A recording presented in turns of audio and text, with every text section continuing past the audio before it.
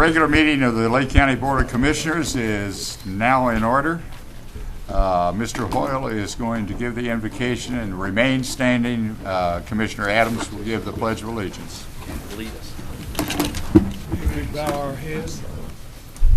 Our gracious Heavenly Father, so direct our purposes and guide our deliberations that our thoughts, words, and actions in this meeting may be according to your holy will. We thank you for this work that you have given us to do, and we ask that you give us grace to persevere in it and through it to serve you to your honor and glory. Help us to fulfill our responsibilities in your name with wisdom, cheerfulness, and honesty. We applaud the efforts of those who have negotiated a ceasefire in Lebanon and hope for a speedy settlement that will bring lasting peace to that area. We ask our Father that you be with the members of our armed forces in the Middle East and strengthen them to acquit their task with honor and courage. Be with the leaders of our state and nation and help us to be an example that will lead others to peace and concord in our world. These things we ask in your holy name. Amen. I pledge allegiance to the flag of the United States of America and to the republic for which it stands, one nation, under God, indivisible, with liberty and justice for all.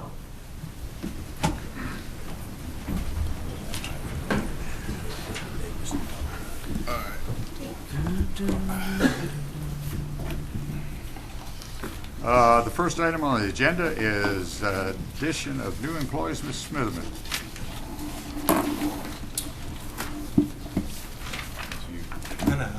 You guys first. I was going to bring it there. And if you come up and introduce your name.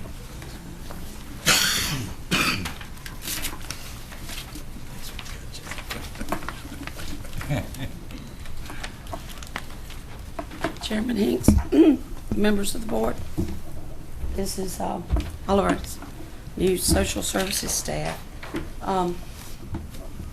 This is Monica Craig. Monica's a social worker too in children's services, and she comes to us with a BS in family and children's studies, and she has lots. Oh, she also has an AS in nursing, so a unique combination. So she comes to us with lots of experience dealing with children and their issues. She's has experience in group counseling and also facilitating support groups. So this is good for us because she's our social worker that's facilitator in our multiple response system. Well, she could now help you with your laryngitis then.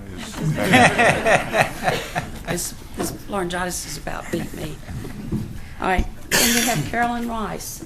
Carolyn is in our administrative unit. She's a public processing assistant 3. And we refer to this position kind of as our jack of all trades because she does everything from ordering supplies to handles all the hundreds of pieces of mail that come in every day and all those hundreds of pieces of mail that go out every day. So, she comes to us, I think, with probably about 18 years of experience in the private sector. Okay. And last but not least, this is Melanie Allen. All right, Melanie's our newest member of our management team. She is our new food stamp supervisor. Or what? New food stamp supervisor. She has a BS in psychology and criminal justice. She brought with her experience as a lead worker and in supervision. And best of all, she brought with her some food stamp experience as well. So this is our new DSS staff. We certainly want to welcome you. I have something for each one of you. Monica, if you'd like to come up, and then Carolyn and Melanie. Thank you. And welcome aboard to all of you. Melanie, ladies, let David go. Thank you. Thank you. Thank you, Brenda. Looks like we have the captain of the jail with us this morning to introduce his new employees. Good morning, everybody. Good morning. One of our newest employees here is Tony Dawson. Tony was born in France and raised in Lee County. Before coming to work for us at the jail, he previously worked at Coca-Cola in Sanford. Tony's been with us since July 15th, and at this point he's doing a very good job for us. He's getting used to the concept of dealing with inmates, learning how to do the normal day-to-day activities in the jail, and as of right now, Tony's doing a great job for us, and we're glad to have him aboard. What position is he in? Detention officer. Well, Tony, again, welcome aboard, and when you have your suit on, please wear this with pride. Welcome to Lee County. Thank you.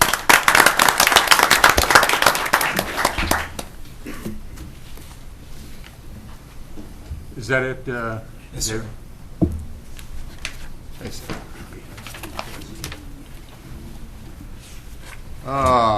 Additional agenda items. I have two that I'd like to add to the new business down at the end is item D and C, D and E. One is I'd like to discuss Mr. Reeves' letter concerning the shelter program at the new middle school. And secondly, I'd like to have a discussion on the courthouse spaces relates to Mr. Letterlow's letter. And you might want to have Kenny in here for that, David. Start with my left. Ms. Pasco, do you have anything to add? No. Strike. Ms. Stevens? No, sir. Mr. Adams? Yes, item H on the consent agenda, about certificates of participation. I would like to discuss that. Pull that. And you can make it item F in new business. Item F. Okay, that item is pulled. That item is for the purpose here is the resolution authorizing certificates of participation for 2006 and 7 CIP projects.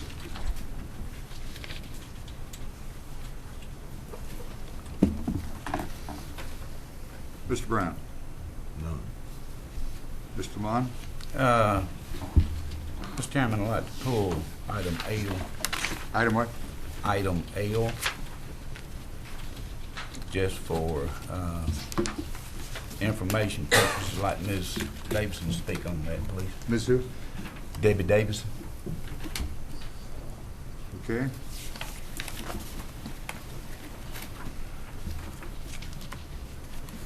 That'll be item G.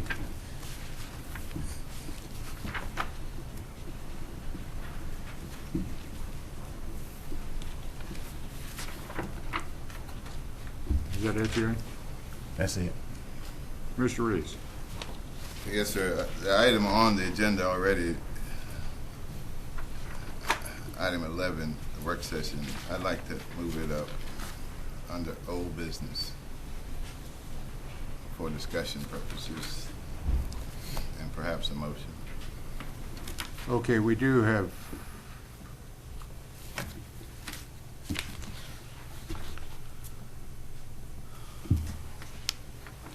that could take some time, Commissioner, that work session. You want to move the whole work session, or do You you want just to want to discuss whole the work session or discussion? Discuss is what I said. To discuss item 11, the work session on old business, not to conduct or perform work session. Okay.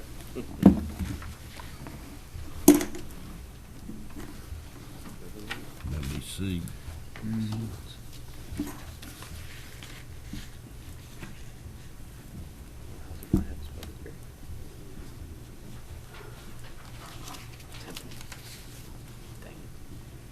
Mr. Oil, do you have anything? No, sir. David, you had some items that you passed out to us that you wanted included. Yes, sir. One new item which we propose is H under new business. which is the establishment of a BRAC coordinating committee. And then everything else we passed out is just additional information to existing agenda items.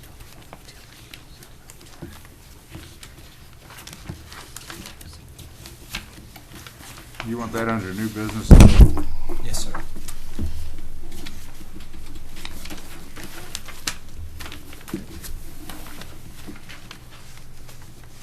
Entertain a motion that the agenda be approved as amended. So moved.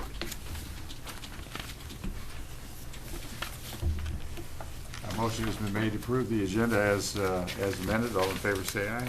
Aye. All opposed? Motion is adopted unanimously. Move approve the consent agenda, Mr. Chairman. Okay, Chairman, motion- I do have one I'm sorry. thing I should have said about the minutes. When reviewing those, I felt like they did not reflect what this board discussed about that BRAC. The BRAC tier for the two different tiers. And so anyway, I felt like that needs to be put in there, that we had concerns about being in tier 2, and that we presented something from GIS that clearly depicted that we were one of 4 counties Yep. that should be in tier 1. So I'd like to see that reflected in the minutes. Okay, would you get with Daniel? Gainell and get that reflected in the minutes, and also we'll discuss that under the, make sure it's discussed under the BRAC committee resolution. Motion has been made to approve the consent agenda as amended. Any further discussions? All in favor say aye. Aye. All opposed? Motion is adopted unanimously. We have no one that has signed up for public comments. Just one person would like to speak on the item of concerning the incentives. We now go to public hearings, and this is a public hearing for the proposed expansion for the Wyeth manufacturing plant. Mr. Hughes. Who is not here? Makes you proud, Hmm? I see. This is Give me now, him at the middle. this item is, There's another We Monday. can go ahead and hold the Well- public hearing. will, Yeah. not without his presentation and not without the documentation that he was going to pass out. We're not. Well, it was serve no purpose if he's not here. Yeah, we'll just defer that. If he comes in, we'll hold the public hearing. If he doesn't We do have a arrive, member of the we'll public delay that it. wants to speak on that. What? We do have a member of the public that But we're not going to hold the public hearing until we have the, and until Mr. Hughes is here to present the data that's required for the public hearing. The next item on is petition by Sanford Lee County Community Development Department for text amendments to the Unified Development Ordinance. Mr. Downing. Morning. Morning, Mr. Chairman, members of the board. What you have in front of you on page 130, if you look at page 130 of your packet, we do have 4 amendments that are being presented to you. These came out of the recent joint, or the most recent Joint Planning Commission meeting. I'll be brief as I kind of explain these. Most of these are similar to what we had. I just want to keep going. Okay. These are similar to the packet that we brought to you the month before. We had some corrective amendments. The first item there is basically we looked at our special use permit criteria. Those of you who are familiar with the special use permit, this is something that goes in front of your Board of Adjustment where somebody wants to place a use in the county under a specific zoning district, but it's not allowed or not permitted to be allowed by staff by right. They have to go through a special review. And in order to do that, essentially, if you look at the bottom of page 1 of 4 there, the current criteria is a little more vague than what we're used to. In reviewing what the Institute of Government recommends, we're actually recommending that the ordinance be amended to reflect the verbatim language as recommended by the Institute of Government. So it's a minor change, but again, it will update our UDO to reflect what is specifically recommended by the North Carolina Institute of Government. The second amendment we're proposing is essentially it would be a new policy. This is something that was discussed with the Joint Planning Commission that was basically brought to the Commission by staff. This is an amendment to the UDO that would basically prohibit the creation of new lots within major subdivisions that are entirely or wholly located, this being each individual lot, wholly located within a floodplain. So what this rule does, it basically requires that any new lot created would require at least 1,200 square feet of buildable area outside of a 100-year floodplain. Again, this is the intent to be a proactive approach, a local proactive approach to reduce, or in this case, eliminate lots being created within a floodplain. Both the first two were considered and recommended for approval unanimously by the Joint Planning Commission. The third item is an item I believe this board actually asked that be considered. It is essentially an amendment to the political sign regulations that would allow in the county, in the unincorporated areas of our community, would allow a larger political sign, in this case 32 square feet. That was considered and recommended unanimously by the Joint Planning Commission. So just to be clear, that's 32 square feet in the unincorporated areas and 6 square feet in the incorporated areas. And to clarify, that's basically a sheet of plywood. That's right. Basically, Sounds huge. typical Four 4 by 8 plywood, sheet. folks. Right. The last item is a little bit larger and is the bulk of what you have in front of you. This is a result. It's basically an amendment, basically a whole adoption or replacement of our current floodplain regulations. This is a result of new floodplain maps that were provided for our community. As part of that process, essentially the state required us to also adopt a new floodplain text regulations. As part of the discussion that evening with the Joint Planning Commission, there was concern expressed by 2 members of this board about the cost, or basically our current requirement that we have a 2-foot freeboard. If you look beginning on page 3 of the staff report, towards the bottom there, what I was asked to do, I believe by a couple members of this board, was to provide some comparison information regarding the freeboard in terms of what are the advantages and disadvantages, because there was concern about the cost of adding that additional 2 feet. Keep in mind, one thing I did want to make sure, which I explained that night, this is a requirement that we have had in place. Now, I realize that may not make a difference because you're still talking about cost, but that is something that we have had in our county as well as the 2 municipalities for some time. So this essentially be carrying that same policy through. But if you look at the bottom of page 3 and on page 4, there is some comparison information there. Based on talking with some of our local contractors, the cost of providing an extra 2 feet of brick foundation on a typical 2,000 square foot home would be somewhere in the neighborhood of about $6,000. And this is based on a 2,000 square foot home. So what I'm talking about there is that would be the additional cost of adding layers of brick for 2 feet above that base flood elevation, if you wanted to drop the standard down to just the base flood. The disadvantage in doing that, of course, the most obvious would be first and foremost is the concern about the additional protection, because as you know, the 100-year floodplain is a guess, an educated guess as to where that floodplain line is. The second, and probably the more quantitative method, I guess, in terms of comparing them, is the flood premiums, if you will. If you'll notice the very last paragraph there, the average difference between adding the 2-year freeboard, if you will, versus just building at the floodplain line, there's about a $500 a year difference in terms of premiums on insurance. So there's substantial cost savings each year if you do have the extra 2 feet. So there Who is provided that data? Where'd you get that from? If you look on page, it comes from the FEMA and from the state. If you look on page 135, Mr. Chairman, the packet, there's some information I got from the internet, particularly at the top of page 136, your packet that has the cost information in terms of the premiums.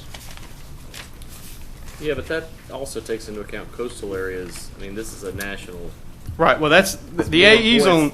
I'm sorry, Mr. Adam. Go ahead. I was going to say the AE zone is non-coastal. The VE zone beside it would be the coastal.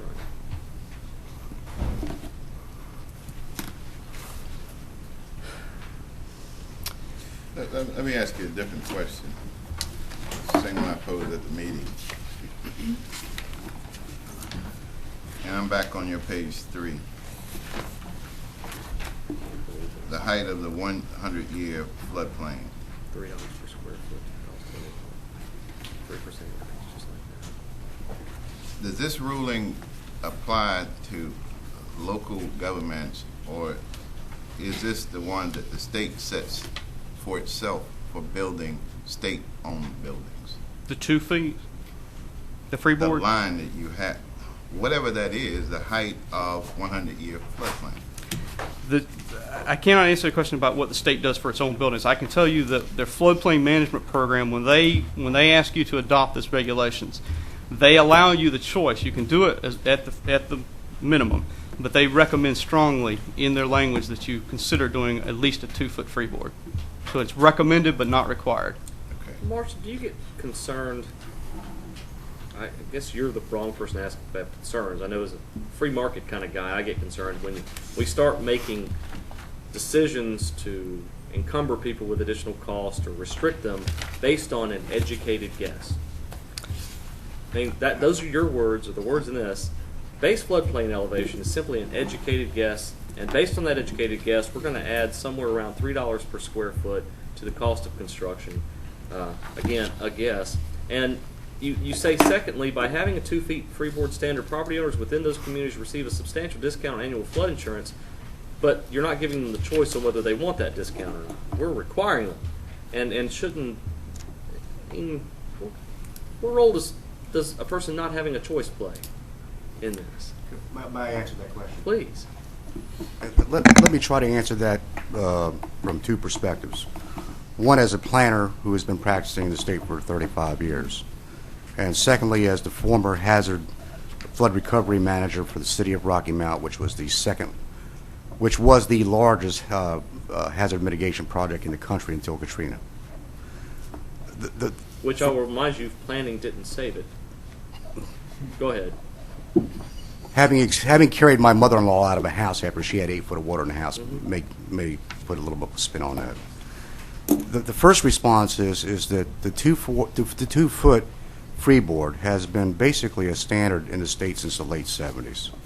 It has been the standard in every jurisdiction that I have worked in, starting in Alamance County back in the 70s. So it's and basically the reasoning behind it is that if you are going to require elevation to the flood level, and again, as Marshall says, it is purely a guess. Remember, floodplain is not a 100-year floodplain. It's a 1% chance of flooding in any given year is more statistically accurate than a 100-year floodplain. And that rising at 2 feet added you that extra degree of security above the flood level. And that's clearly recognized by the insurance companies. The question I have for you is, the insurance companies make that determination, and we're taking the freedom of someone away. Absolutely. We're dealing here with a recommended process that people have recognized as being a prudent thing to do. And most local governments, in fact, all local governments that I'm aware of, and then there might be exceptions, and certainly Lee County could be an exception based on y'all's decision. Well, my concern is this. I looked at Amendment 2 and Amendment 3, and we're extending buffers. We've seen stream buffers extended. The state's extending those. The federal government's extending those. Each time you extend that, you're extending it onto people's property. And these 100-year floodplain, like your Lot 2, if you were the owner of Lot 2, it doesn't really matter that you've owned it for 100 years. All of a sudden, it's useless to you. It's worthless property to you simply because of an educated guess. These are the kind of things that we need to be concerned about, that at some level can be mitigated. I don't see a mitigation plan in here, or I don't see the opportunity. In fact, the 2 foot elevation actually is a mitigation response. All mitigating response. But not if you're in the floodplain per Amendment 2. Pardon me? If you're in the floodplain per Amendment 2. If you are in a floodplain, the standard recommendation. I'm only here to offer you information because y'all are certainly free. Go ahead. If you're in the floodplain, what? To me it is good and prudent sense not to build an addition above the base flood elevation. 2 more feet gives you that added sense of security. Now let me jump to my second comment about being in flood recovery for several years. That 2 feet is not in itself is not a guarantee, because we had a 2 feet elevation in Rocky Mount above base flood elevation, and many of those homes were 6, 8, 10, 12 feet above base flood elevation. So there's no guarantees there, ladies and gentlemen. It is what has been the recommended standard practice. Now, if you decide, and remember, this is for new construction. We're not talking about adding expense to any existing dwellings. We're talking about new construction, adding that extra buffer. Now, certainly, it is within the purview and authority of this board to reduce that to the extent possible. What I simply add is it would not be staff's recommendation. It would not be staff's recommendation. To lower it to. Yeah. Well, who decides where the floodplain is? I mean, the floodplain is decided basically by FEMA. Exactly. So, but they're not going to come out here and look at everybody's No, construction. that's why the new study took place after Hurricane Floyd. You actually can get an engineer to do that. You can get an engineer to do that. That's the recommendation. FEMA sets it on the 100-year flood plan. They'll say this is what your elevation should be for your home. Right. I'm just wondering what our staff Well, how our staff goes and approves or disapproves. I can't answer that. Let me answer Okay. what you're talking about.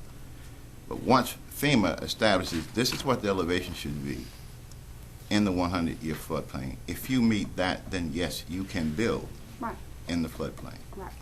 What I hear being proposed is that you also tack on an 2 more additional 2 more feet, Right. whether you want to or not. Right. Because we want to make sure that we've insisted that you be above that Right. level. I What the understand. state minimum says is that it only applies to state-owned buildings. If the state decides to build a building in the 100-year plan, then they have a minimum setback requirement that they must meet, but it doesn't apply to local That's folks. correct, that's correct. So going back to Commissioner Adams' point, where in it does the individual have the option to decide whether they want to do that or not? And what you're imposing is they don't have an option. Well, Ms. Reeves, it is our recommendation. You all will have the authority to do that. And I'll add Well, one. you said it was already in place, right? It is in place, correct, today, correct. It has been for a number So all of we're years. doing is reaffirming what's That's already right, in place. that's right.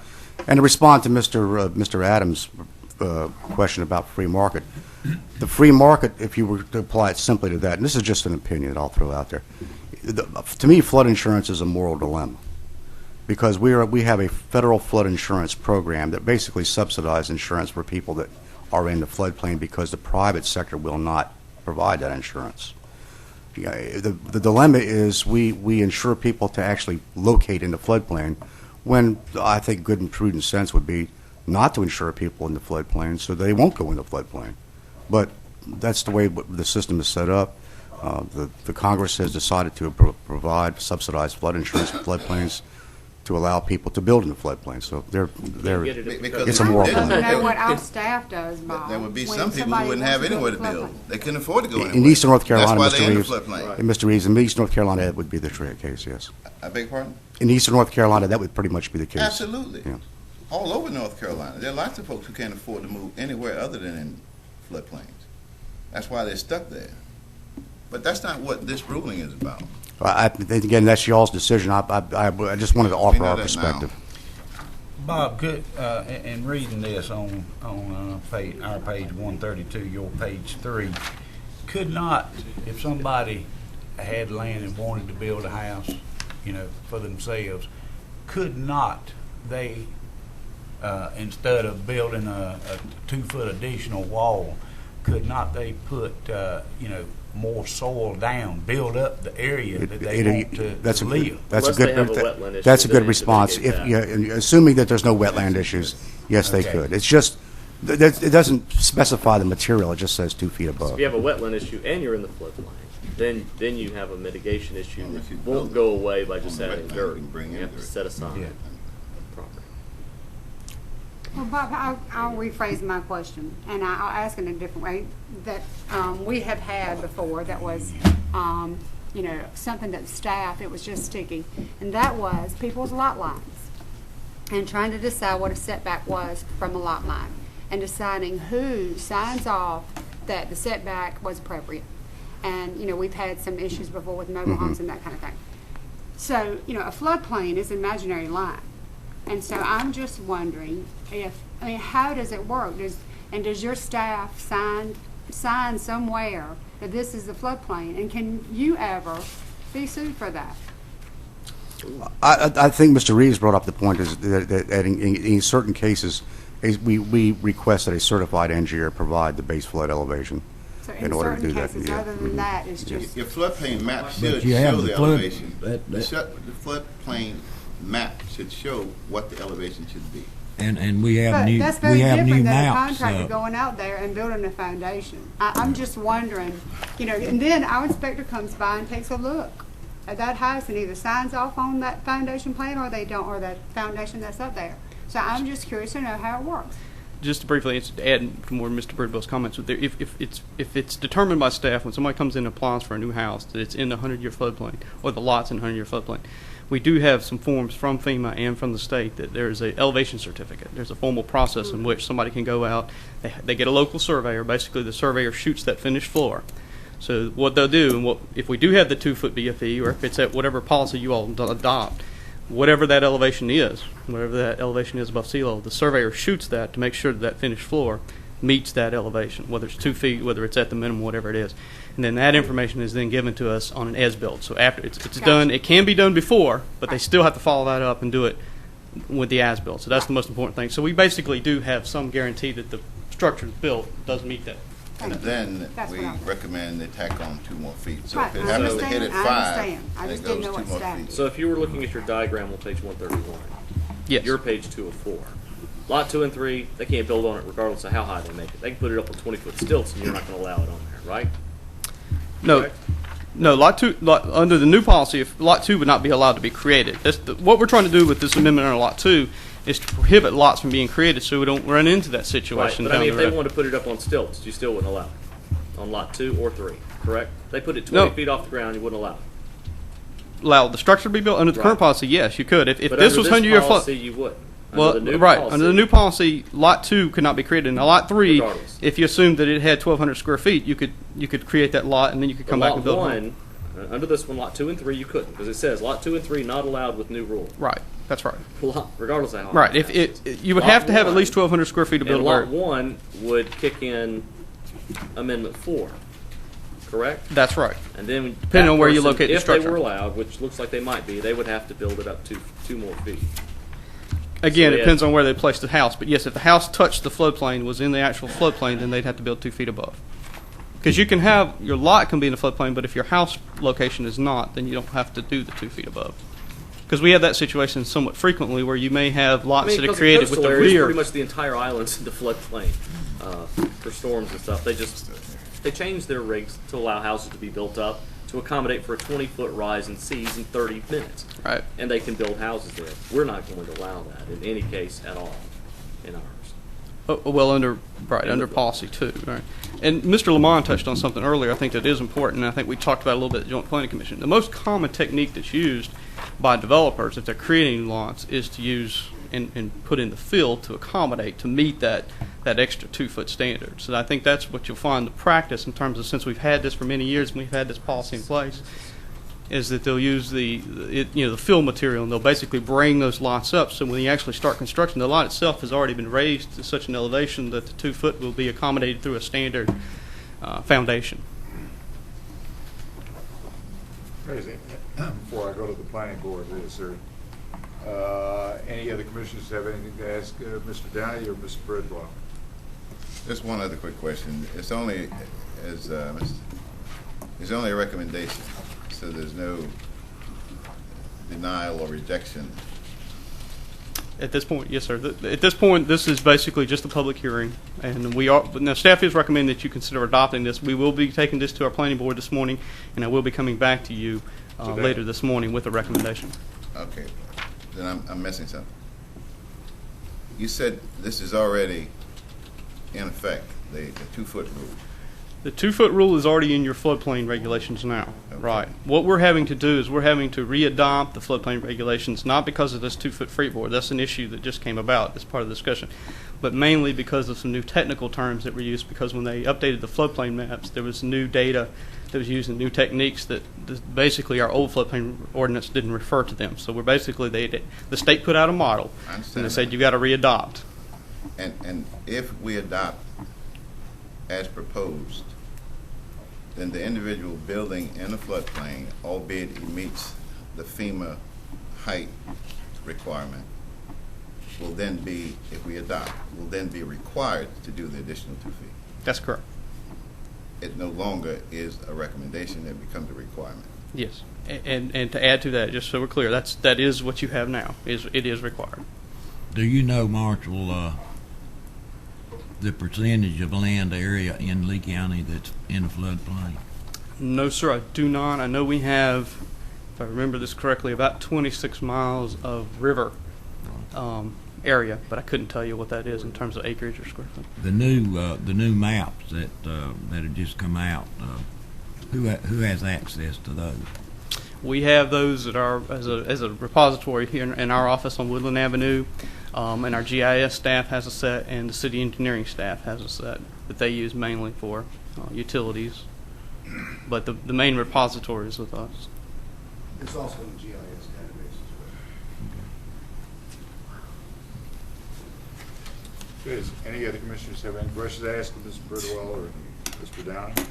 Just Anybody from the planning board have any question? Now, the planning board is going to recess back here to the conference room, I believe, and then they're going to come back with a recommendation. one quick comment. I would personally like to see some form of mitigation discussion added to this language.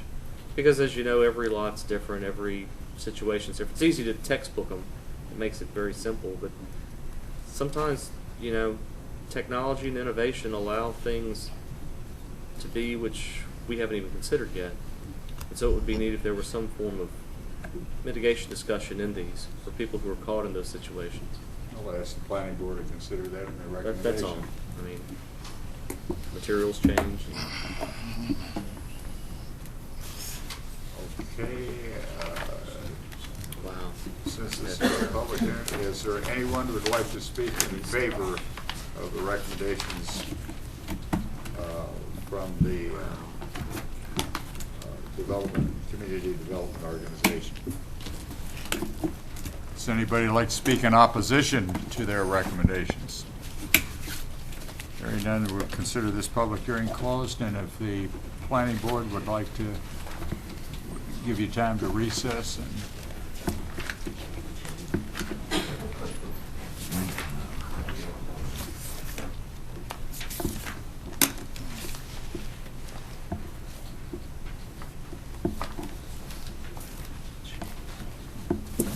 Mr. Hughes.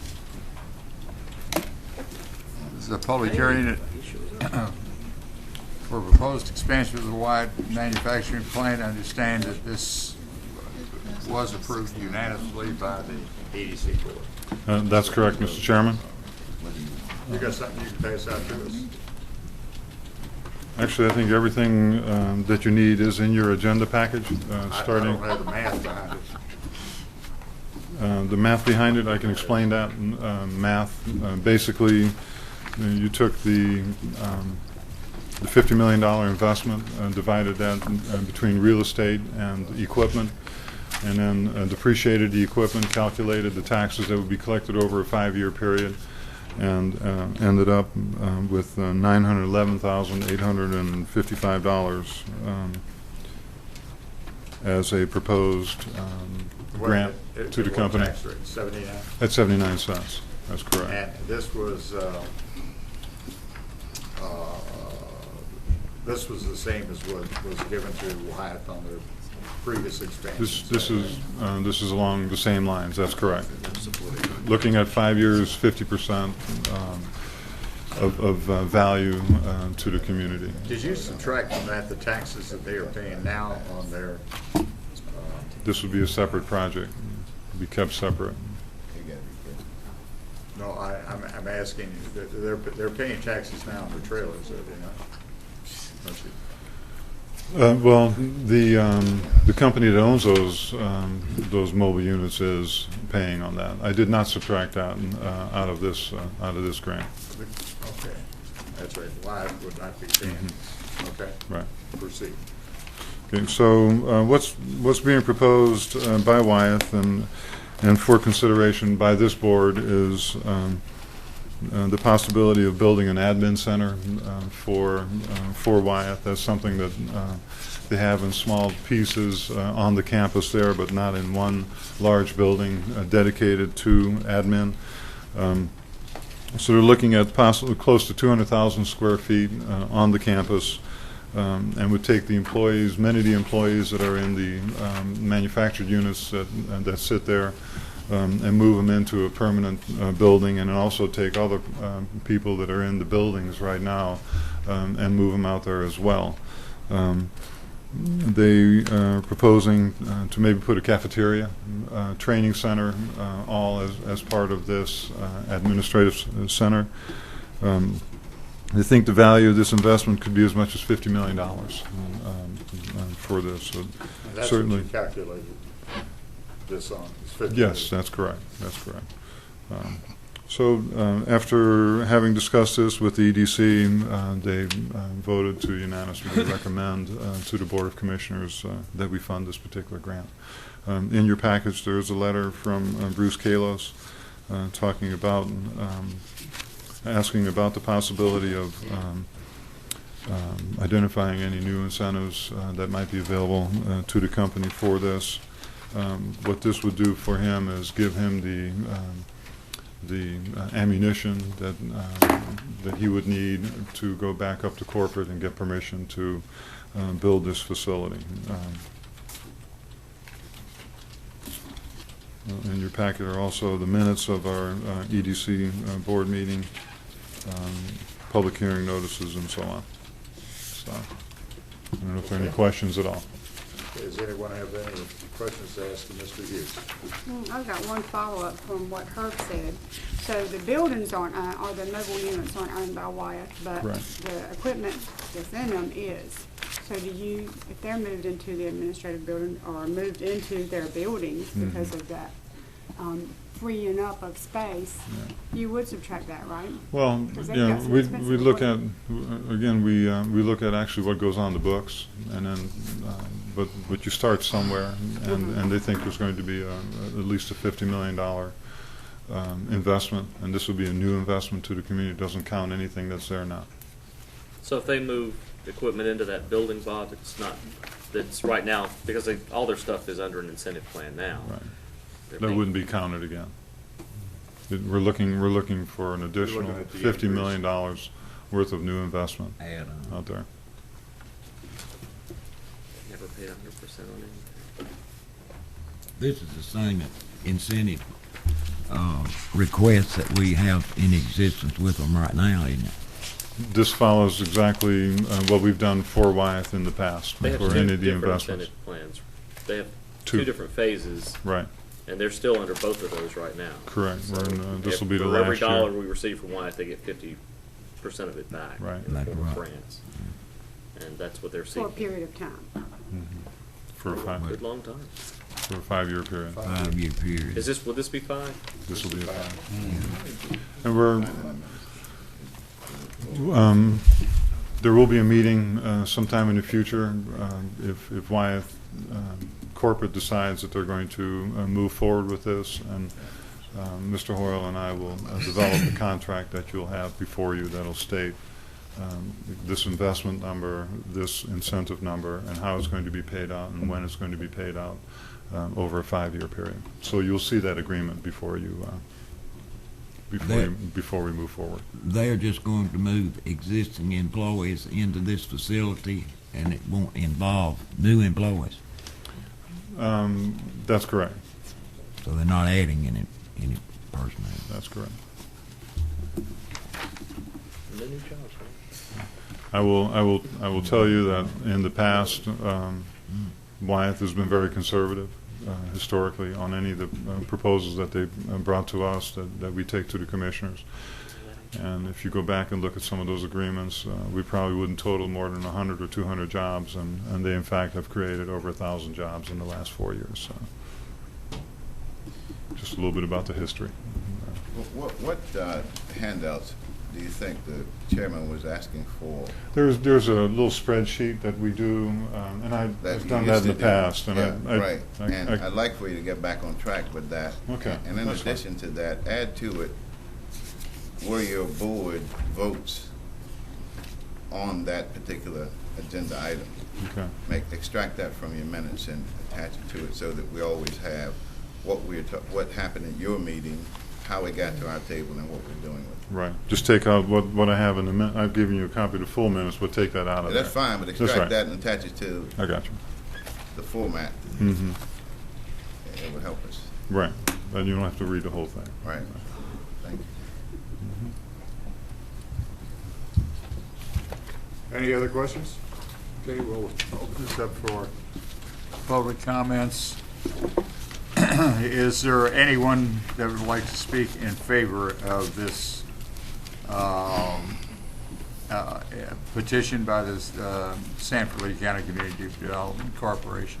While I'm up here, I'll go ahead and say that For I'm the in record, favor. you're in For the favor. record.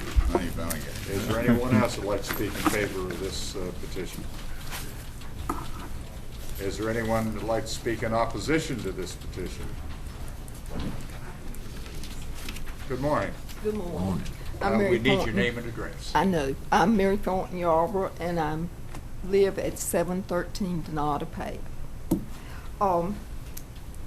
There are many great needs for the county of Lee.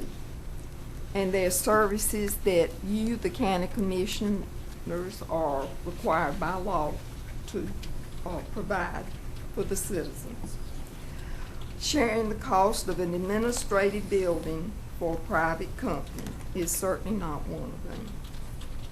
If approved, it will set a precedent, and my understanding is that it will set a precedent. I have discussed that with Mr. Adams and Mr. Paschal. They do not think that taxpayers' money has been used before for a building for a private company. I fear that it would be a very dangerous precedent to set. I think it might be a Pandora's box, and we might end up like Holly Springs, and Lee County does not want to be Holly Springs. In my opinion, it cannot be logically justified. Now, Mr. Hewitt's presented something that I was not aware of, because I am just addressing the notice that was in the Sanford Herald about the public hearing. One of the reasons for your supporting this proposal was that a substantial number of jobs would be added. And last week in the News and Observer,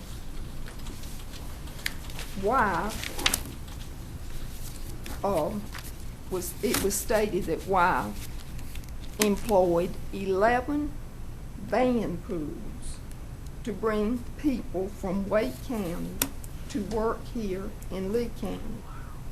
They would be Wake County taxpayers, not Lee County taxpayers. Each van carries 15 people, so approximately 165 taxpayers in Wake County are employed in Lee County, and of course we don't have any idea how many come from surrounding counties to that plant. But Mr. I've forgotten his name.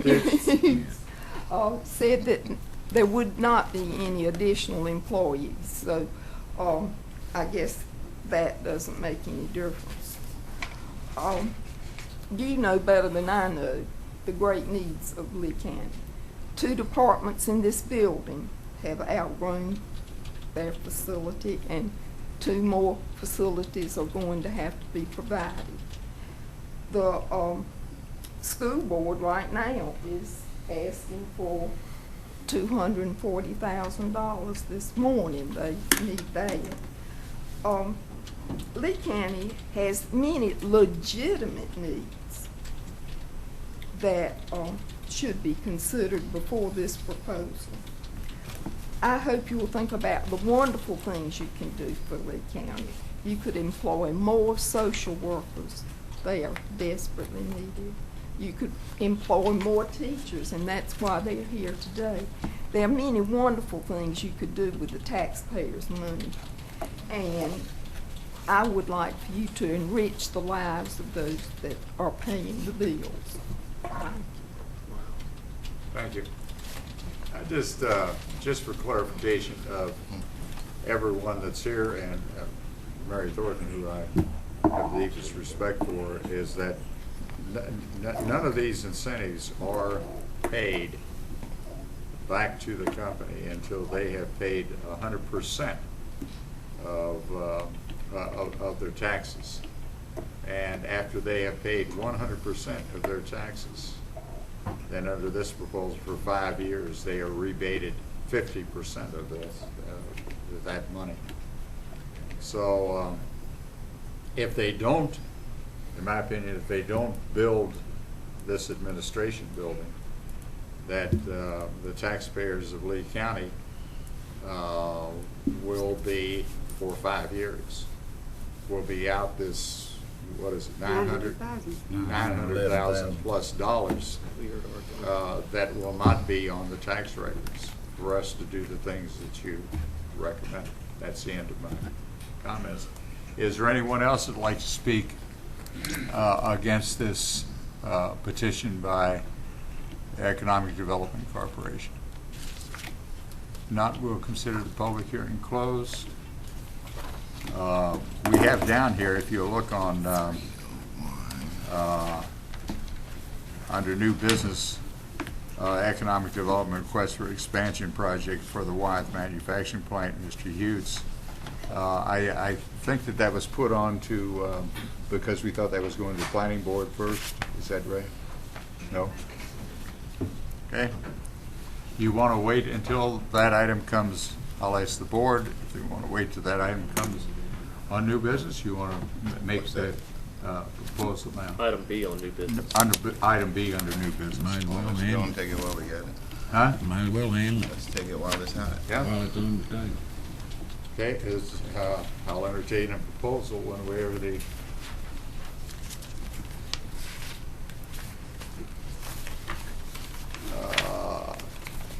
In absence of any proposal, I will make a motion that we approve this incentive package as petitioned by the Lee County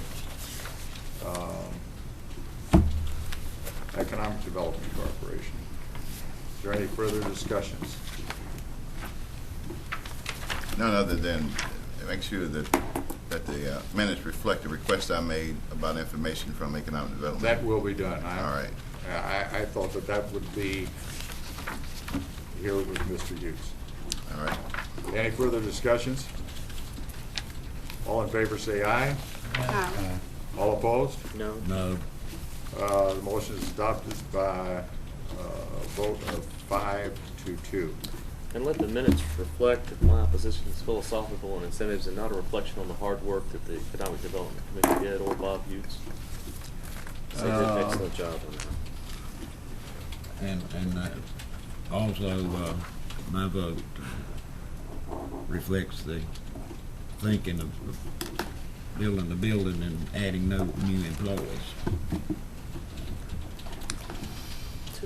Okay. We now go to old business, which is the 2007 revaluation project update. Have down here Lisa Faulkner and Tim Kane. Good morning. Morning, Tim. Hey, Tim. With all of these contentious items before you today, I'm proud to say that haven of safe harbor right here. No problems, no contention with the reval project. First, let me say that Make sure you get that on record. Madam Clerk. Your crew upstairs, I want to send a bravo Zulu. They've done an outstanding job the last 60 days. I think we talked a little bit about flow technology, where we've handled cards repeatedly upstairs during this process. We're still seeing a little bit of that, but we did receive the last of the residential cards last Monday. We expect to receive the last of the commercial cards within the next 2 weeks. And from a standpoint of their handling of the cards, they're to the last point, which is the assignment of building grade and quality. And that should be complete by September 15th. With that being complete September 15th, I propose to provide schedule of values to this board in October. So That's well within the time frame that we need to get this project going. I want to address a couple of points because of where we are with the schedule of values now. One of the things that I said the very first time is we didn't want to do anything that we couldn't support with sales extracted from the market. We talked about flood market earlier, or flood zone earlier today. That's something that we had enough sales to extract, and we can, for the first time in Lee County, reflect price differences in land pricing of flood zone versus not flood zone. One thing that I'm going to recommend that we don't recognize is paving and fencing for residential purposes. because we have not been able to extract any or enough support to provide. Obviously, there's a cost involved, but from a standpoint of sales comparison approach, there's not enough support to show that the typical buyer recognizes an additional $2,500 in his purchase, of a property because there's a paved driveway as opposed to a dirt or a gravel driveway. But we're also seeing significant changes will be made in commercial and industrial, the way that's been taken care of for the past 20 years. I'll answer any questions that you might have, but pretty much. Anyone have any questions to ask of Tim? I would like for you to expand on your last statement. What do you mean significant changes? What does that mean? From a standpoint of the way that they've been valued up until this point, they've been treated very much like residential properties. Very separate from a standpoint of depreciation, from a standpoint of income versus cost, things like that. There's going to be a lot more emphasis placed on the way that you would value a hotel, for instance, as opposed to just the cost of the structure.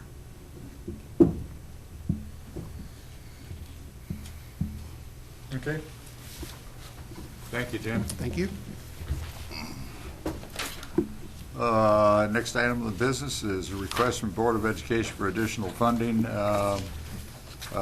This morning at 8 o'clock, there was scheduled a meeting of our Finance Committee, which is composed of Commissioner Reeves, Brown, and Adams. And I would like them, Mr. Reeves as chairman, to give a report on that committee's findings.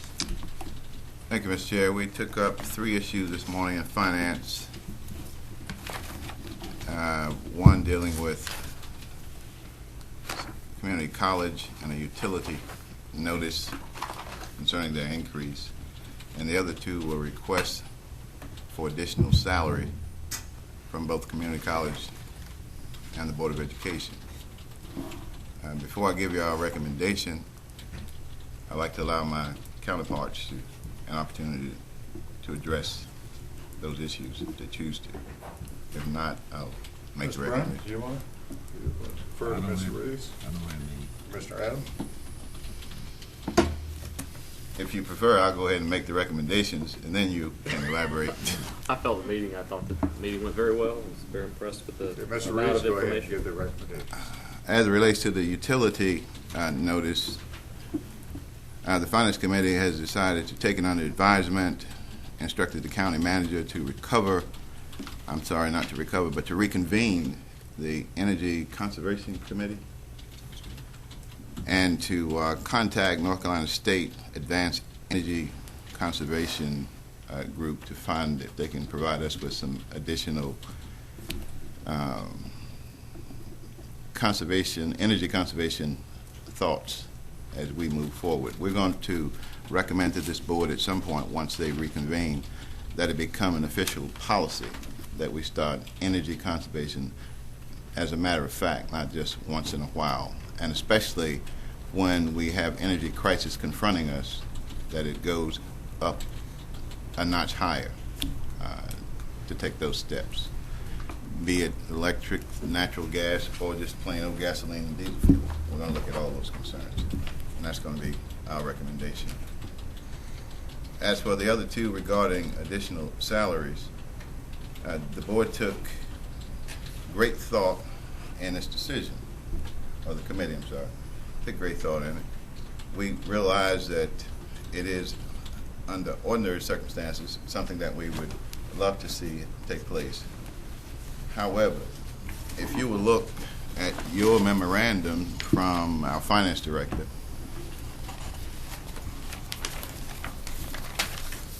maybe the only one who can't find it. I don't know that you could have gotten a better explanation as to why this is one of the 2 requests. While community college was not an official request, just a notice that they had a shortage in salaries as well. But Ms. Mentor's memorandum provides the best explanation as to why this Finance Committee recommends that we reject both requests for additional salaries. And having said that, I will move to do so. Your motion is to reject the request from the Board of Education for additional funding. As well as the notice from the community college that they had a shortage of $35,000 in the same area. Okay. That it be included. Mr. Brown, has you got anything to add? Or? No, sir, but Motion is that, on the table. we really don't have a formal request from the community college at this time. We would just be acting on the letter that we got warning us that our request would be coming. And what I said was, I received notice that they had a shortage. Right. I was including it. Now, if they want to waste time making an additional formal request, so be it. Okay. But I'm putting them on notice. As of this date, the recommendation is that it be rejected. Mr. Adams? I think we went through a great deal. Ms. Minter's memo, we went through the stuff in our packet with respect to schools fund balance. We covered a lot of information with respect to our own county employees and their situation, and some concerns about the releasing of teachers' assistants in light of what's going on with the end-of-year testing and stuff. But I thought the committee did a very thorough job, weighed the issues very methodically. Appreciate the help of staff. And Ms. Minter was in our meeting. Yeah. We have firm figures. And it was unanimous. Yes, it was. I think it should be noted that a very serious concern was the fact that the state's recommendation of 8% and 5.5 was not a surprise. That number had been tossed around for months prior to either board adopting their budgets. So it didn't come as a shock when I read and saw 8% or 5.5, because if you were paying any attention to the legislation that came out of Raleigh during that budgetary session, you would see that number flash on a pretty regular basis. The other side of the coin is, if we were to do or honor these two requests, you do, and I think the board should know, that it's just not $275,000. It then becomes $550,000, because you then increase your appropriations for the following year when you do this. It's recurring expense. It's a recurring expense. And where you get the money from is what's left to us to decide. As for, and I've heard even the manager commented about this Medicaid relief that we were supposed to have been given. If you understand the terms of the conditions, it clearly states that you have to, it's worse than a match, because until you reach that magic number that you have, first. You have to spend it. and you're in a race with 99 other counties, because if they spend first, then they draw down on the pool of money, and whatever their needs are may be greater than 150,000. So it's not as much of a treat as It's a one-time, too. Yes, it's not a treat. Any further discussions, any comments by any other commissioners? I'd just like to say this. I appreciate all the work of the Finance Board, Ms. Minter's office. I'd like the school board to know that we are not insensitive to the needs of the school board. Looking at this, and it's hard for us to sit here and try to keep up with the Joneses up there in Raleigh. I know they got a lot deeper pockets than we have, and they had $2.1 to $2.2 million to sit there and work with the budget after ours was already passed. But billions. I'm sorry, but at any rate, we are very sensitive to the needs of the school teachers, and what is needed here in Lee County.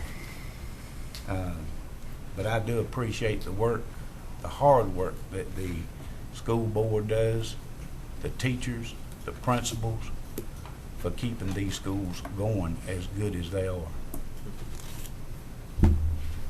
Okay, any other comments? Call question.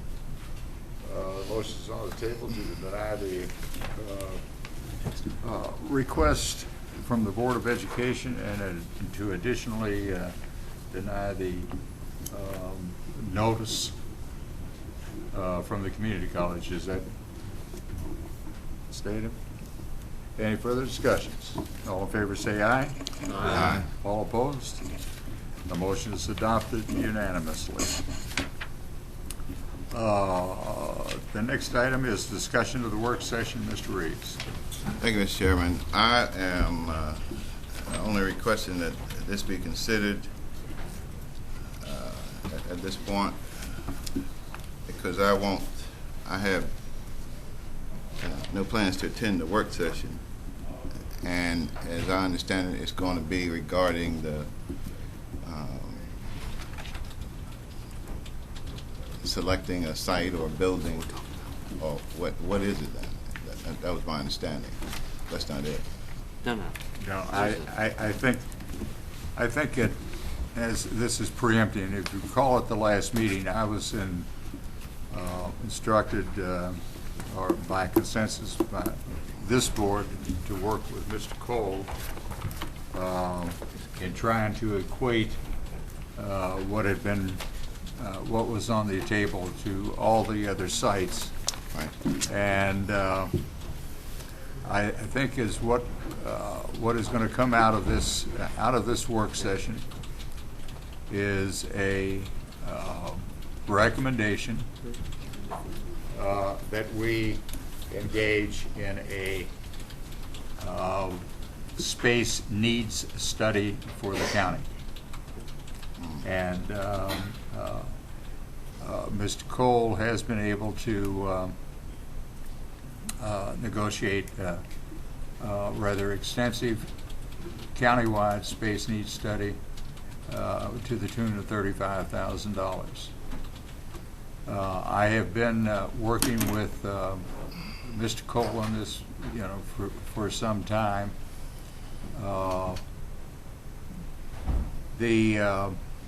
First of all, let me just go over, Mr. Reeves, with some discussions took place. Let's take the Planning and Inspections Department. It seemed not to be the best use of county funds to invest another $300,000 over there at Makepeace. If we do have an immediate need for additional space over there, it would be the recommendation, at least coming from Mr. Cole and my recommendation, that we put a couple of trailers over there to take care of their space needs until the space needs study is completed. As far as the land is concerned, as you all know, that we have received recommendations from tens of people that have land available, ranging all the way up to over $2 million for land suitable for expansion. And up until Mr. Cole and I started talking, we did not realize that right next door to us, in front of the Youth Services Building, if you wanted to have any new construction, if that is the direction this board wants to take, it's available right over here in front of the Youth Services Building. And retaining the Youth Services Building.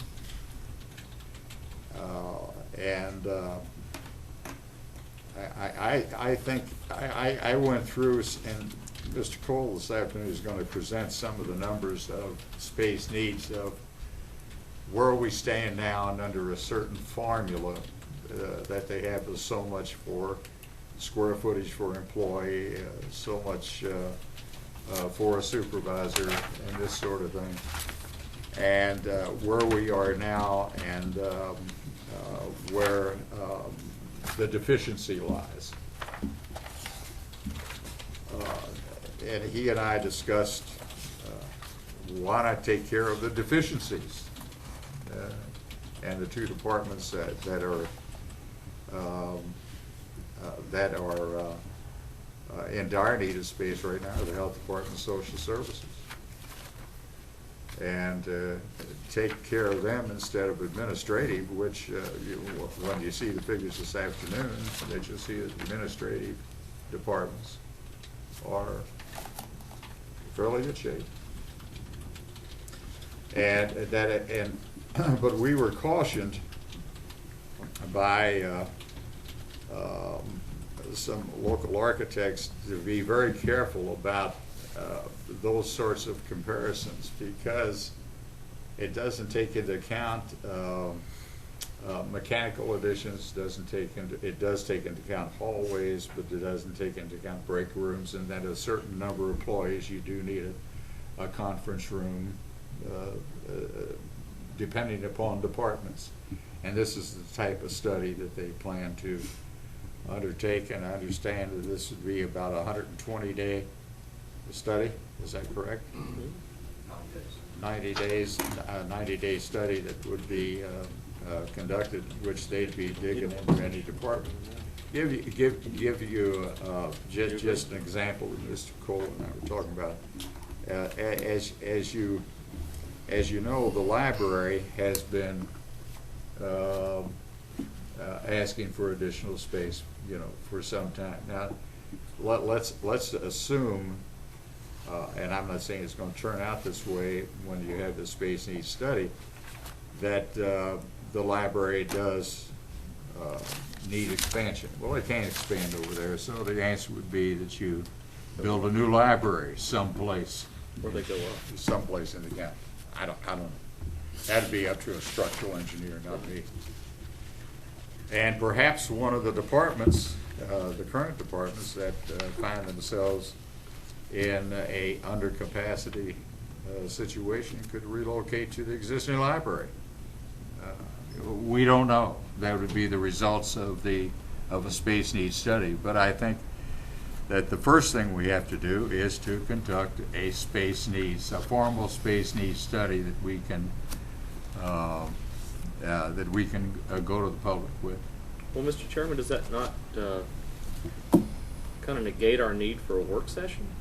I mean, if that seems like the number one order of business is determining the space needs. Why would we need to have a work session? The work session is not to arrive at this. The work session is to present the data that Mr. Cole has presented so far. Oh, okay. That's it. So just to receive the data. It's just to receive the data and to perhaps act upon this recommendation for a space needs study. Okay.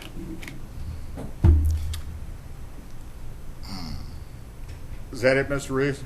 Actually not. I have a motion on the floor, but Commissioner Lamond is out of the room. I suppose he'll be back. Yeah, I'm really prepared to offer a motion to dispense with all of this. And as it relates to the information that Mr. Cole is supposed to provide, this is not the format that I would have expected us to try and follow. If you're going to go in the direction of a space needs study, I would have loved to have seen in advance first the thoughts of what he now has in mind. I tend to agree, and I will be very frank with you. I didn't like the health department and DSS story that I read. I thought that was a bit inflammatory and suggestive. Yes, I did. I took offense to it because I've seen nothing from either one of those boards that said we're in dire straits for fixing this particular problem. And if that be the case, then proper notice would have been advised. I agree. To give us to react. So I didn't like it, and I want them to know that. But here's what I do want to say to you. I want to move to reject not only the buggy factory, any other building associated with this administration building and all the land offers that we've had. I feel that the whole thing has gotten out of context. And I'm not going to be, and not have no intention of staying for the work session. And I want to call for a vote on that before I leave. That's my intent. Especially after hearing now that you want to do a full-fledged $35,000 study. Are you opposing the study, or you're? Not the study. Okay. Not Just the that study. that we have kind of put the cart before the horse on this one. Okay. I'm putting out here the buggy factory, all the other buildings associated that are being offered in any land. But as a result of the study, we may come back to We redress may come back those to issues. re- Okay, address but it. for now, you're For saying now, until the that's where I study's am. done, everything you would recommend off the table. That's We're correct. actually tabling. Okay. No, I'm voting to dismiss all of it right To now. dismiss, Yeah. okay. Until after the Okay, study's one done. one of the things. I'm not opposing the study. One of the things that's going to come out this afternoon, and Ms. Cole and I. had And that's a discussed- motion. That's a motion. I know. All right. All right. And I'm saying this is a discussion on the motion. Okay. Is that Ms. Cole was going to recommend that we, at the work session, that we send letters out to all of the people that have offered this, sent us proposals for land acquisitions, that we reject those. You know, thanks, but no thanks. And also to the proposals that we received for existing buildings. Well, that letter But we goes can- along with his, so with that his goes motion. Mr. We're Reed, just would you like making to a add fix. the study into your motions, just in the interest of time? Well, I think you want Do to. the study. I think you want to.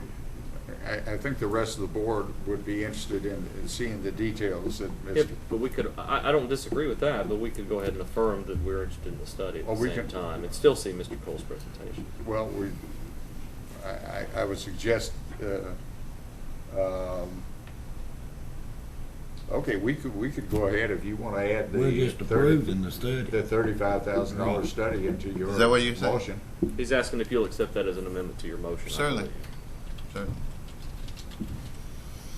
Does everyone understand the motion? Any further discussions? All in favor say aye. Aye. All opposed? Motion is adopted unanimously. Thank you, Mr. Chair. The next, what? I'm not there yet. We're getting ready to go to new business. Mr. Cherry.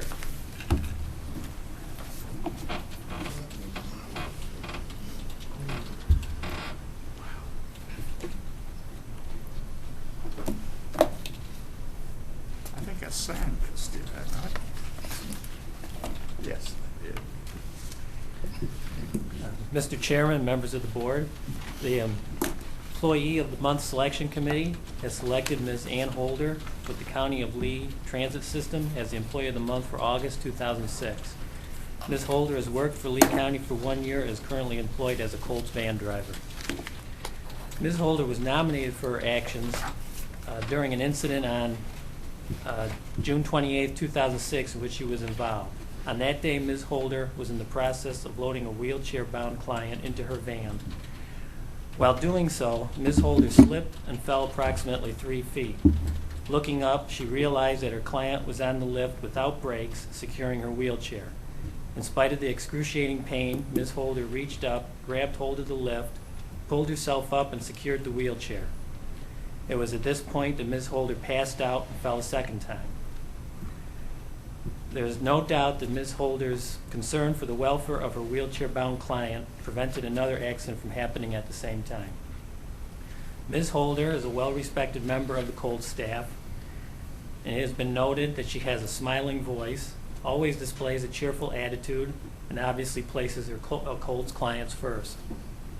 The committee felt that Ms. Holder's action to help someone else in spite of her own condition speaks volumes for the extent she'll go for her customers. Based on this and Ms. Holder's dedicated and loyal service to Lee County, she is an ideal choice for Employee of the Month. The committee respectfully asks that you join us in awarding Ms. Ann Holder Employee of the Month for August 2006.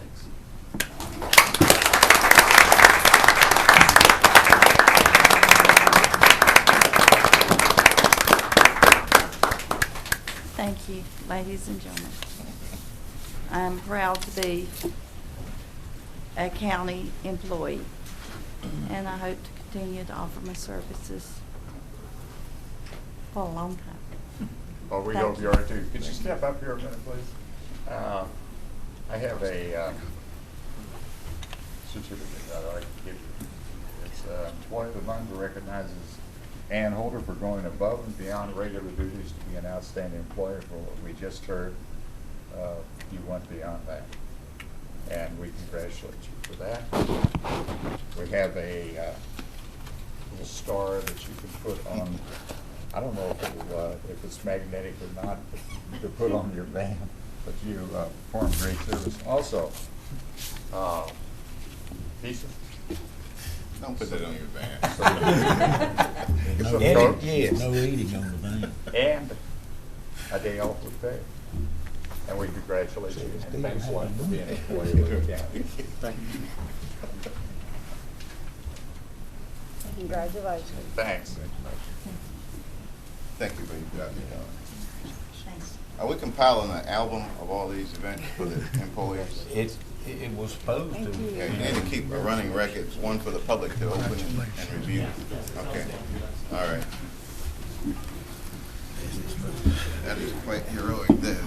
Okay, we're through with Ms. Hughes' request. Planning Board recommendations, Mr. Downing. Yes, Mr. Chairman, the planning board did act on the amendments as presented to you earlier this morning. They approved them unanimously, 7-0. Let me add a couple of items from their discussion that may shed a little light on Mr. Adams' concern or comments before going into the deliberations. One thing that I probably failed to point out to you under item number 2, which was the proposal on page 131 of your packet for the creation of the lot, the prohibition about creating lots in the floodplain. This may go to the issue, I guess, of providing some type of leeway for smaller projects, because essentially that amendment would only apply, if you'll note, it only apply to major subdivisions. And those are essentially, your larger developers would have public streets. So if you're doing a smaller subdivision, 6 lots on an existing road or 3 lots off an easement, which we typically get with smaller, like family type projects, this would not apply. So that may go a little bit to your issue about, how we would build in a little bit of leeway on that. And the planning board felt that was very reasonable, and I think that's one of the reasons they voted to approve number 2. Okay. As it relates to number 4, Do you have any problem with number 3? they didn't have any problem with number 3 in Good. terms of discussion. There was a question about what prompted it, and basically I relayed to them that was an item brought forth by the commissioners. That's right. For discussion. Item 4, I also part of their discussion there is, as you know, we have a surveyor on our planning board, and as part of that discussion, he kind of led the discussion on this one in particular because of his practical experience with that, and he talked a little bit about. He's gone to several of the classes that are kind of educating the surveyors on the new standards. And one of the things he was impressed by is the amount of accuracy with the new maps. But as it relates to our discussion with the 2-foot freeboard, he made a point with the planning board members that this was everywhere he's worked, including the coast, that this was pretty much the standard practice. Now, whether that makes it the right practice to do here locally or not, I'm The not sure. additional 2 feet. But the additional 2 feet is basically everywhere he has worked, that But is Marshall, pretty much you're the... saying, but what you've been telling us, we've already been doing. And we have been doing that, Right. right, It's not for new. 10 plus years, right. And I'll also point out, These were It's the just, new maps. It's- That's the it's reason. new maps yeah, and new terms being applied. Right. That was That's the the new. reason. text amendments in Right. the UDO. And I guess also just to clarify that with any ordinance like this, within that, and specifically on page, this goes back to I think Mr. Adams, your comment about being able to allow for exceptions.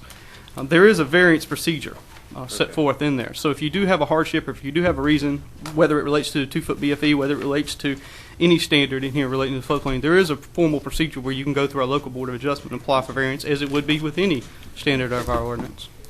Secondary to that, again, is the updates in technology and improvements therein. I mean, I'm learning a lot because of coastal stuff. I'm going through a lot of coastal stuff. And down in Miami and Florida, the new technologies and new building materials they're using, they're finding that the materials are of such quality and standards that now the ordinances that are in place are antiquated and made for wood products that don't withstand such pressures and such extreme conditions. And they're trying to reconcile the fact that these do, and then going in and changing those ordinances to accommodate new materials and new technologies is very problematic in certain counties. So I'm just trying to make sure that when someone comes and says, hey, this is a new technology, we've used it in Louisiana or Florida, wherever we think it would work here, that we have some way of addressing that. And I think you're right. It sounds like you have. I think for better or worse, I think the problem you run into with most of these programs is they're through the federal government and then handed down through the states. So this model, it's pretty much like you have to do this. This is what you have to adopt. Now, they do give you some flexibility like the 2-foot freeboard. But in terms of protocols and going through the procedures, this is pretty much what we have to use as the methodology. They're using and I agree with you. They're prefabricated concrete homes now, which are just right. amazing. They go up in 4 days and right. And you would withstands 120-mile-an-hour winds and 4-foot waves. Right, and you would hope that the model that they give us would account for those updates and those technologies. Yeah. Anyway, as long as I just worry that sometimes it takes take us a long time to make accommodations for stuff that does function. But that may shed a little more light in terms of how the planning Very well board done. Thank you. came to their decision. Let me ask you, so if I'm in the 100-year floodplain and I meet the elevation requirement placed on the map by FEMA, and I choose not to go with the additional 2 feet, what happens? Well, if you adopt this ordinance as presented and as recommended by your planning board, you would, if you're in the 100-year floodplain, you would have to build the finished floor 2 feet above the BFE. Or I wouldn't be able to build. Or you wouldn't be able to build, right. What we would be looking for, it goes back to what we were talking about with that elevation certificate. I would be looking for an elevation certificate from a surveyor from that property owner basically indicating to me that that structure, that first finished floor, is that base flood elevation of 2 feet above that. And that would simply go with the file, and basically FEMA comes down, we do a biennial report to them, and we basically give them information showing which ones are in there. And it's all major subdivisions. That would be, well, no, sir, that would actually relates to individual.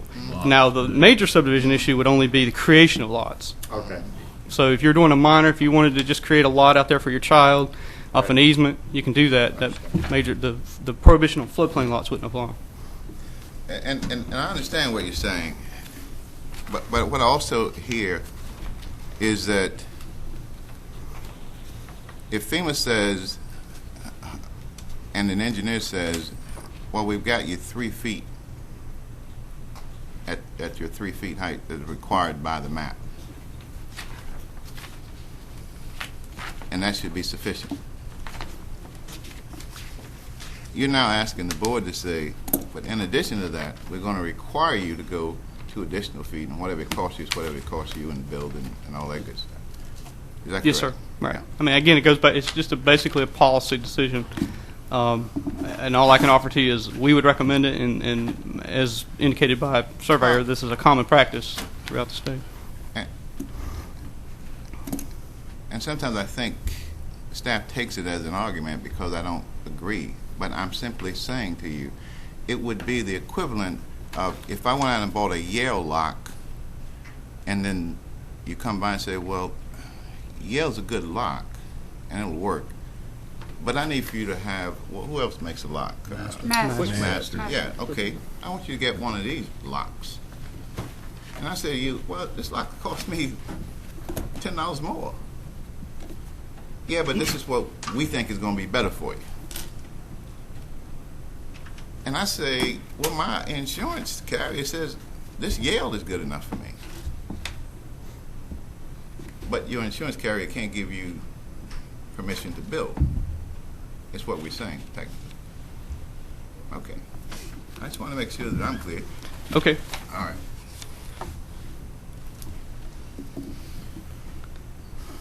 Anyone else have any questions to ask Mr. Downing? Well, and the builder does get some money back through the savings of on insurance. Builder or the owner? The owner. The owner. Yeah. But again, free market. How does the board want to separate these various amendments in? Mr. Chairman, unless there's objection, we can accept them all in one motion, unless there are objections by various commissioners. Object. Okay, well then let's go one at a time. Good. Okay, we have Amendment 1.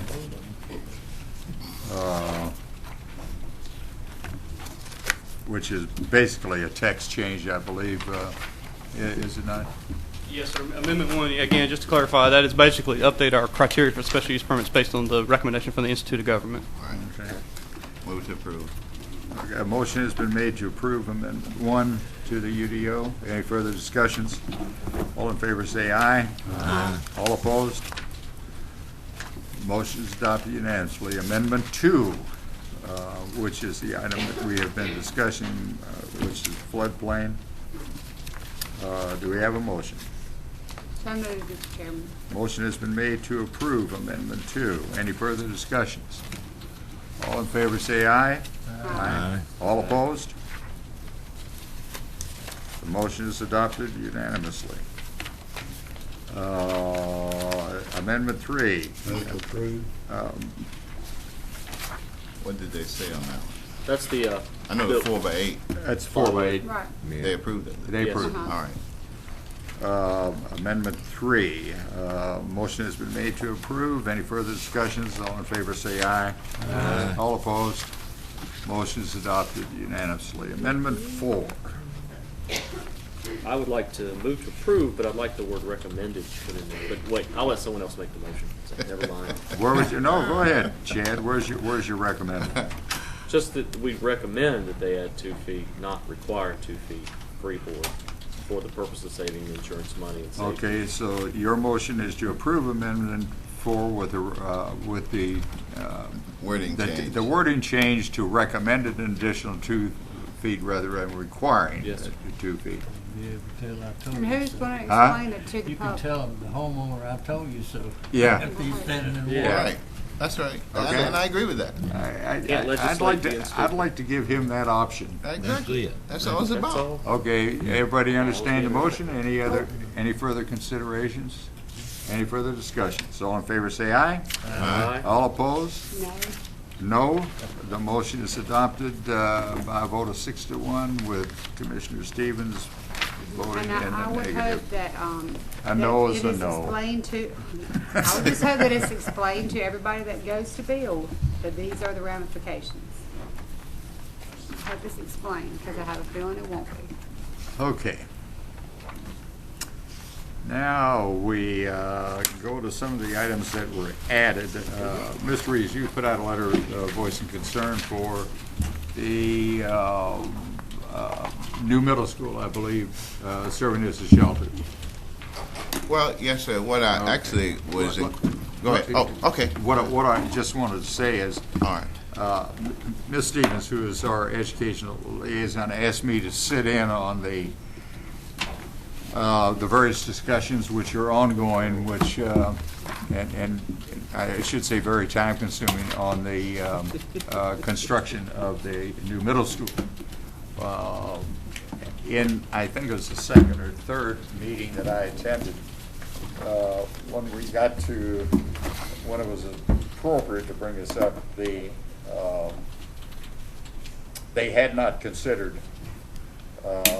the electrical aspects of making that receptacle for generators, okay, for shelter needs. That is now part of I can assure you, that's part of what they're doing. The second part of your letter, I think, went back to previous discussions that we had with the emergency management on the availability of generators, no matter which site that we select. I think the answer was that they have an arrangement with Gregory Pool up in Raleigh to transport a generator down here. From Raleigh. From Raleigh to oh, here. jeez. And I We had to basically pay had trouble. $8,000 a And month. we asked the county manager to come up with some further recommendations concerning either purchasing generators, finding some grants in which some generators could be made available to the county, or a local source for those generators. And I'd like to point out, we also ask the county manager to delve into the emergency plan for the airport, and I don't think that's, but that's nothing to do with this subject. But what else were your concerns, Mr. Reeves? Well, I actually just felt that a specific letter of inquiry should be sent forward from this board asking for consideration in funding when we're building new schools or building public facilities, is what I'm asking about. I think that as it relates to generators, certainly they ought to be included.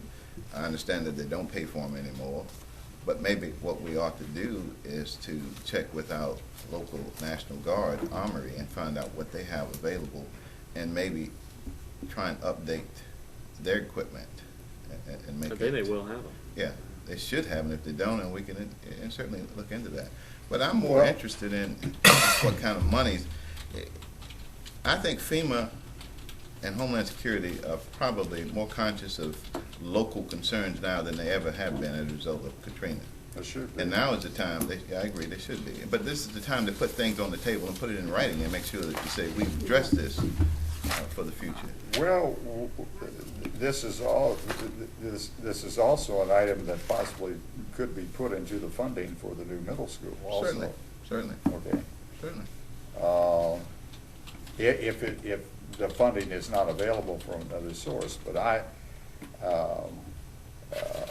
we know the problems that we're having now on certain facilities not being able to accept or adapt to external generators. Correct. And I just wanted this board to know that's not going to be the case with the new middle school. That's good.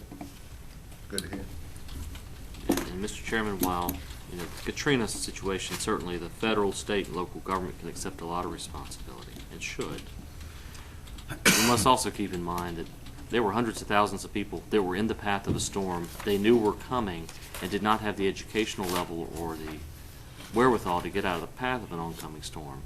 We have some responsibility, and the public needs to accept some responsibility as well to be informed and be educated.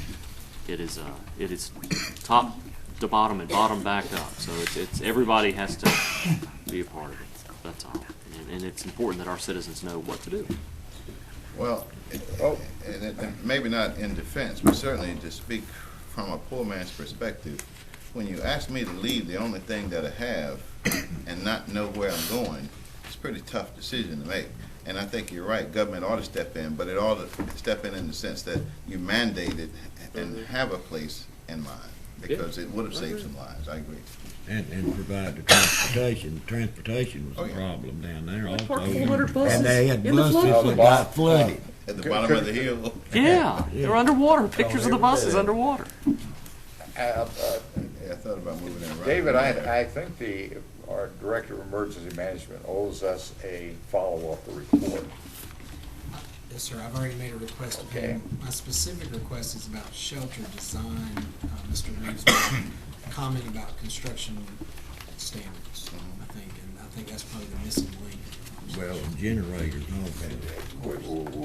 We talked about generators, we talked about transportation needs from nursing and rest homes and other things. And I think that this whole issue, and now's the time when we're going to be requesting additional funding. In fact, excuse me, let me go on there. Let's make sure he's on the September meeting for a full presentation. But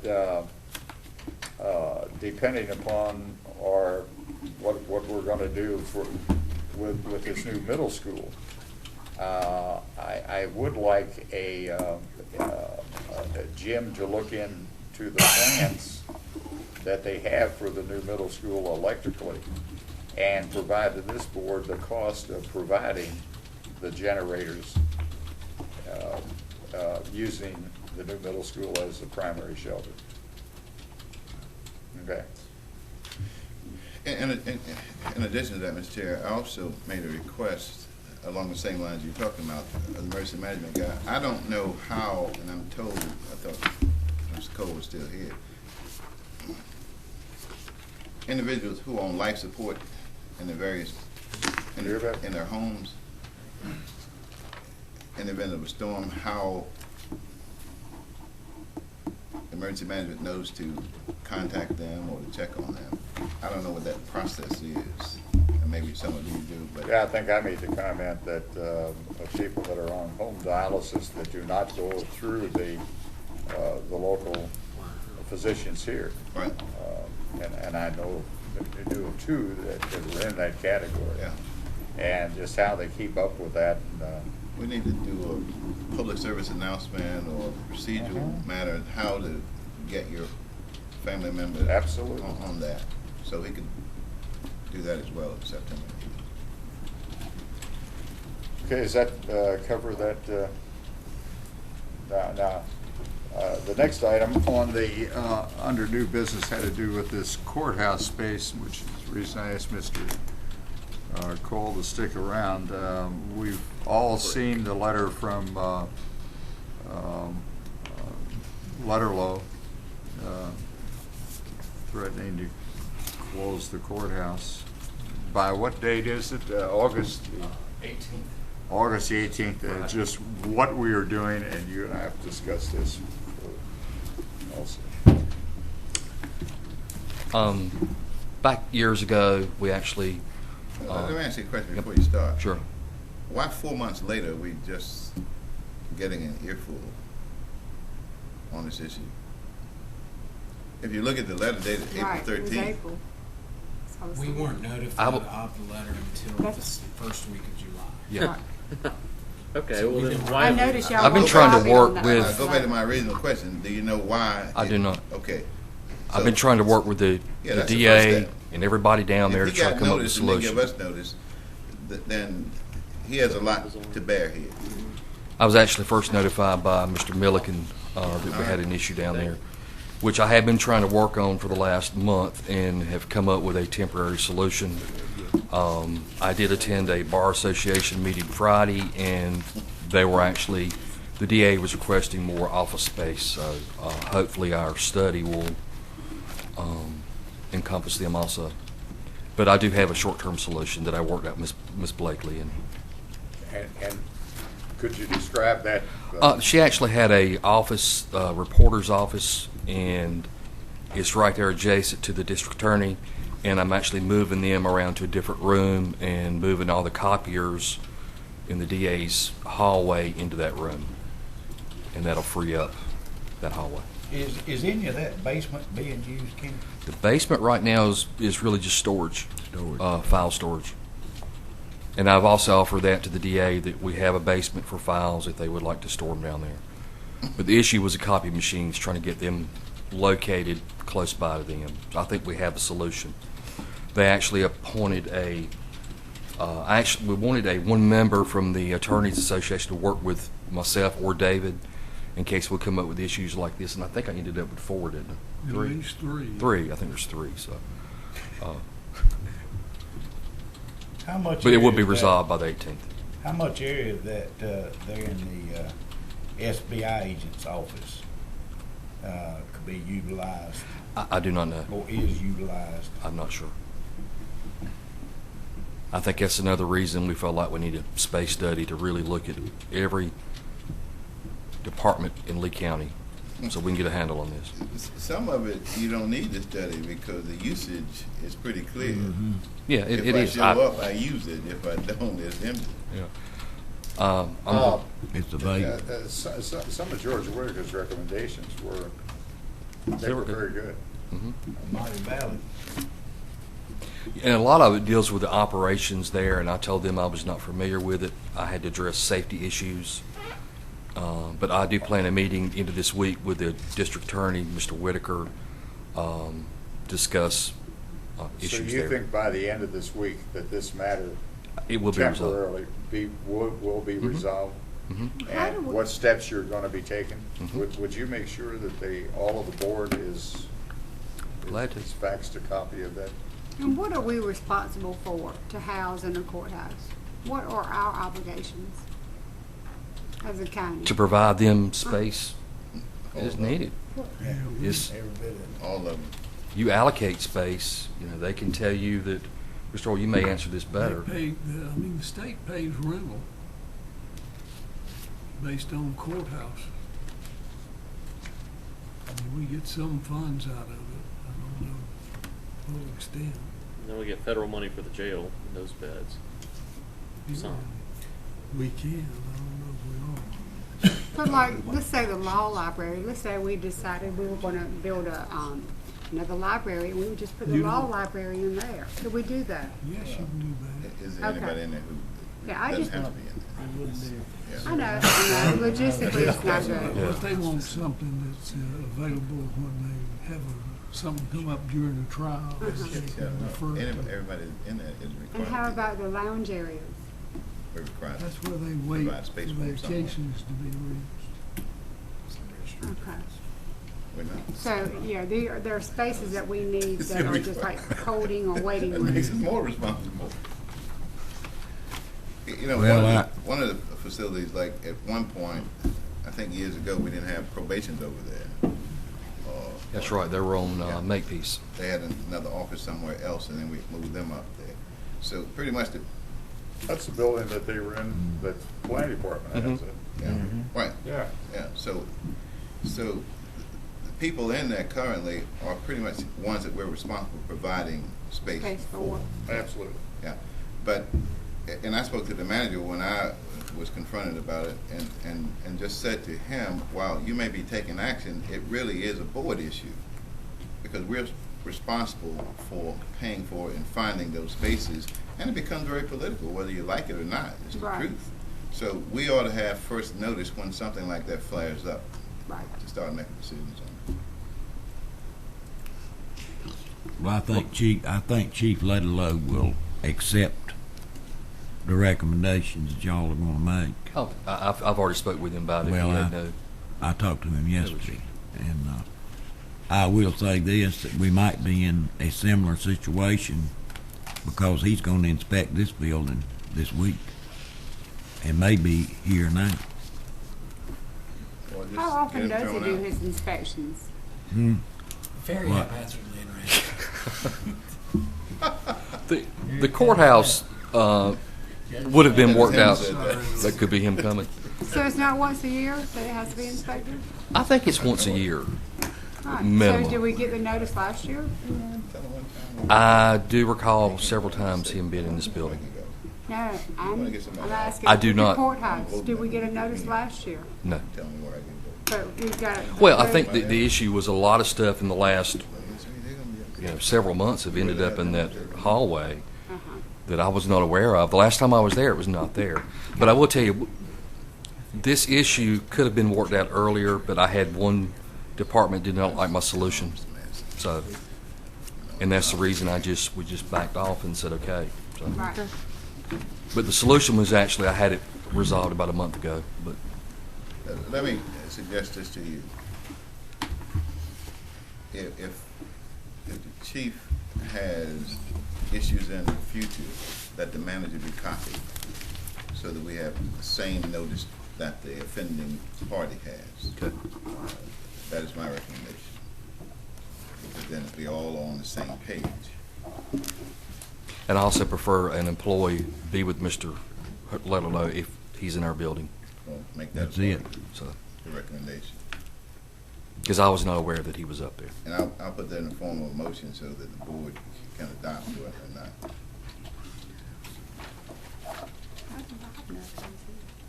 Who, Bob? I don't know. Bigelow was coming today. Because I talked to He him talked yesterday. Yesterday. He said he talked to him yesterday. And he recommended that he come over here He today. didn't know. Okay. He threatened him yesterday. Mr. Reeves, would you restate your motion so that we can, for the record?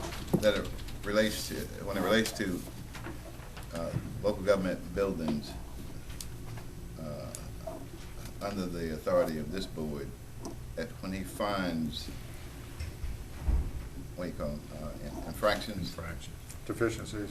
Deficiencies, infractions, that in addition to notifying the offending party, that he also notify the county manager's office. Okay. And during inspections, we request that a staff member be present when he makes those inspections. Is that what you were speaking of? All right. Okay. You have that, Daniel? Yes, sir. Okay, any further discussions? All in favor say aye. Aye. All opposed? Motion is adopted unanimously. Well, I've known in the past, as far as fire drills are concerned, that that he has come to a certain building and pulled a fire alarm on the outside. Nobody knew anything about it. And he can do that.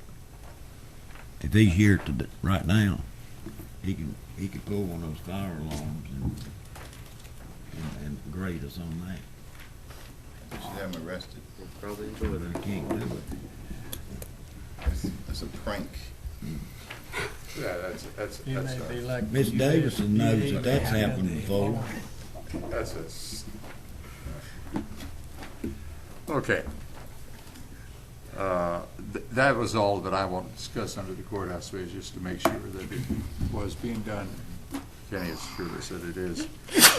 Next item under new business is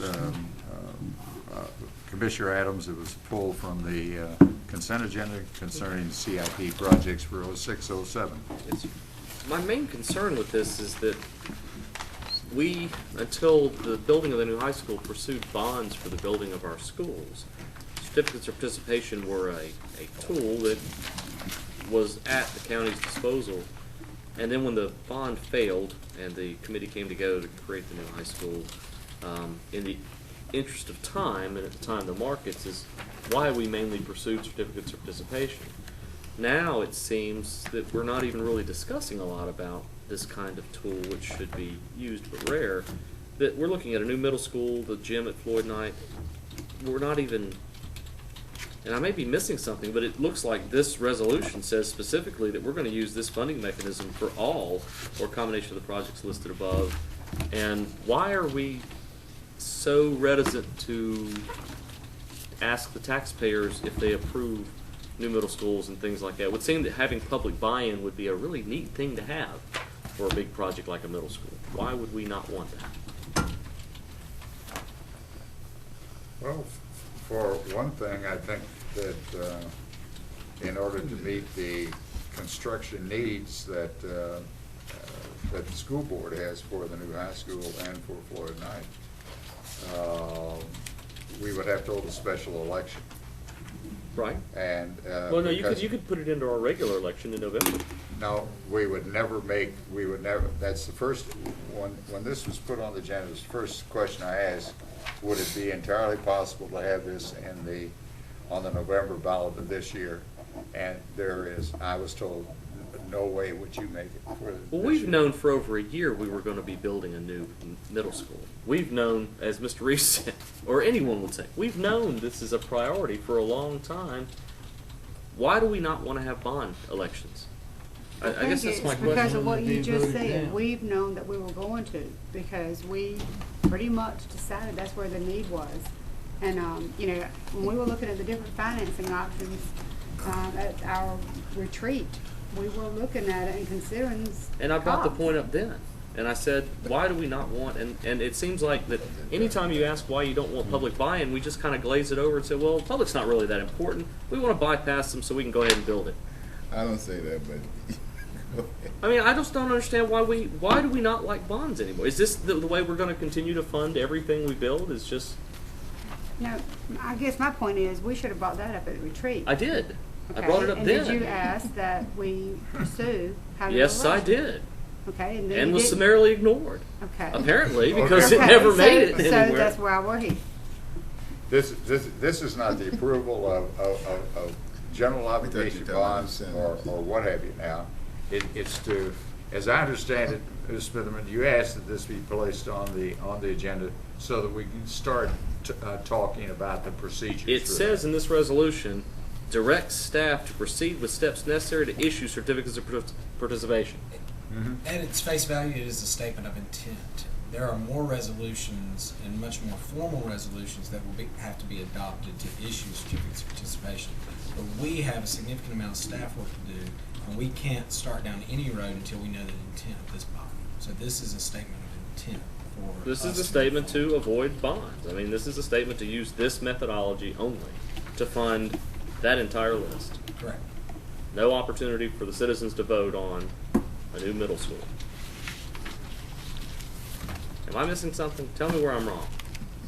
No, you're right. It says that this is the You're right. There'll be- preferred funding mechanism. It's the preferred funding mechanism. There'll be as with the new high school, there'll be the public hearings, there'll be But there will be no public voting on the building of a new school in our county for the second time. I mean, we had a vote, the last vote we have, and it ended up being a very substantial vote, I might add, that led to some cost savings, and we did get a new high school out of it. But I just don't understand.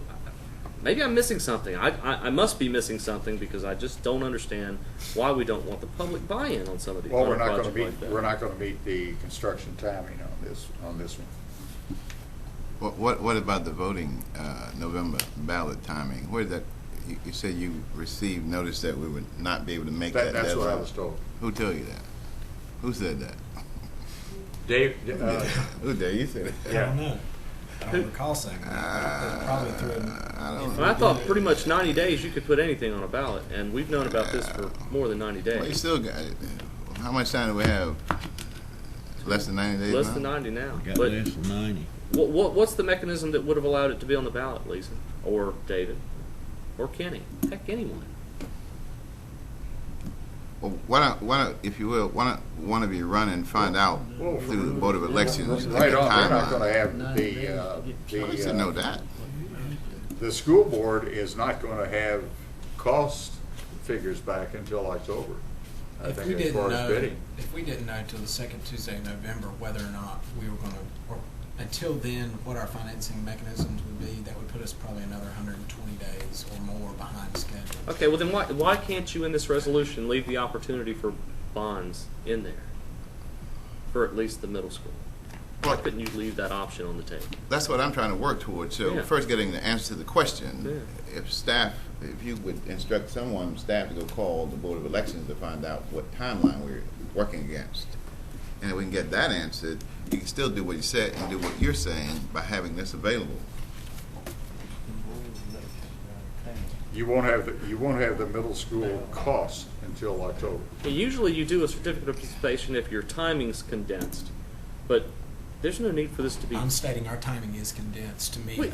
a fall of it is condensed. That's what they're after, following, and they're not going to have.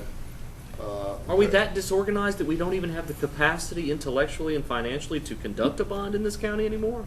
That's what I'm hearing you tell me. We didn't know the commissioner's intent to finance a middle school until April 18th of this year. So that's when our clock started. A bond was never discussed this vigorously Right. at our. I brought it up and thought I would see more about it and never did. So, I mean, because this always is kind Well, of we a red didn't flag hear as for much. me. I don't think we heard as much then as we're hearing today. So that's sort of.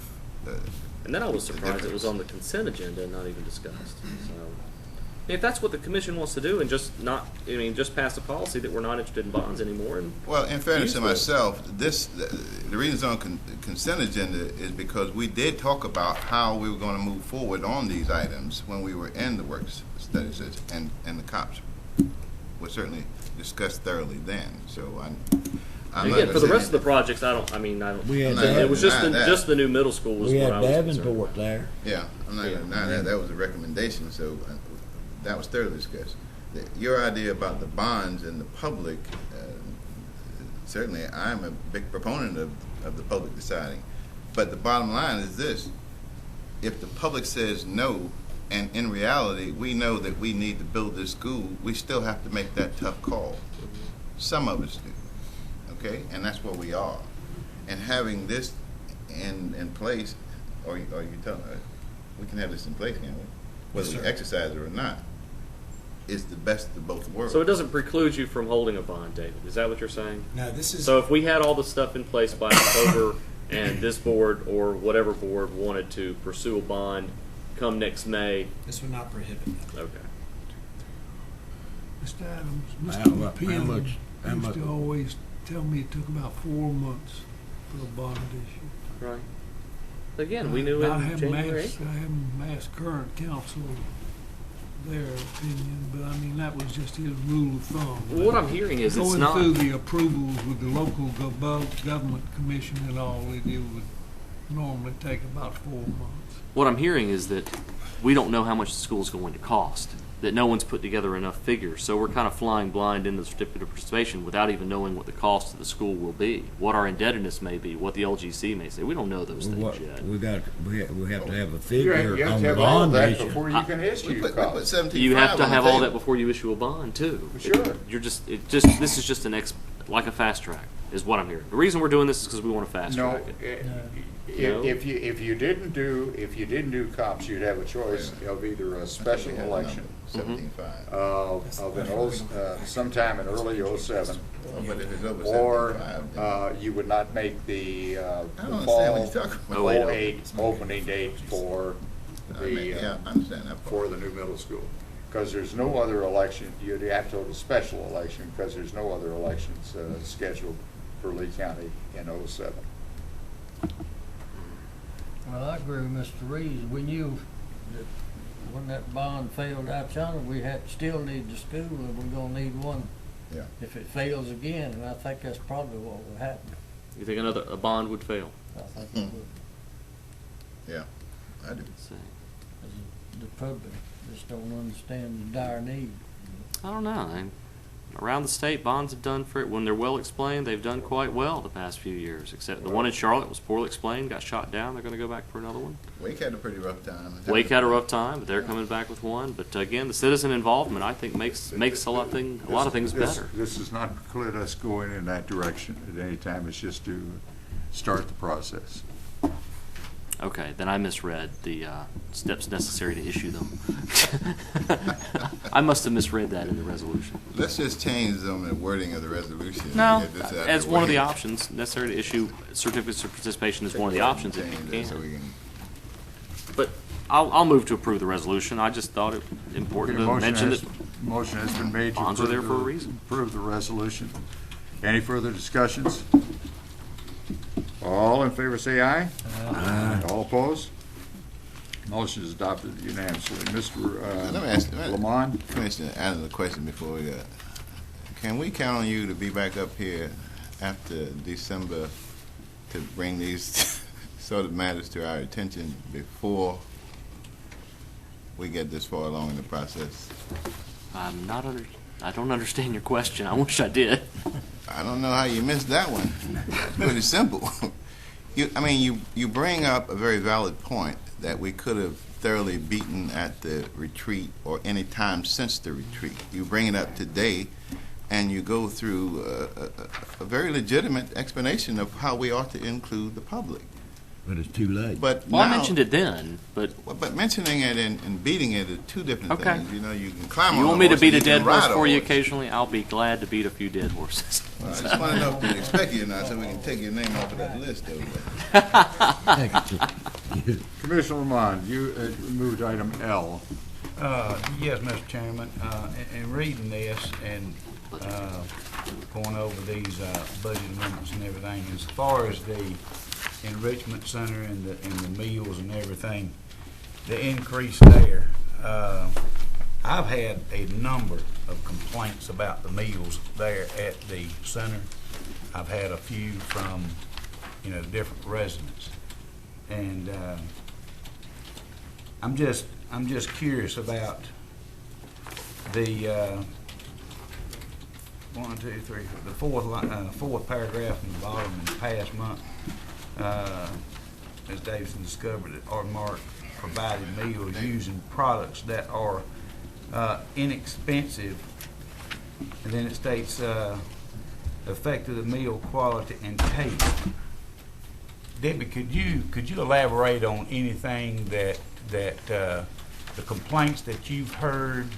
And I know you've I've heard plenty of them. I've heard quite a few of them myself. Yeah, we have, and we've been there. She's in the process of, go ahead.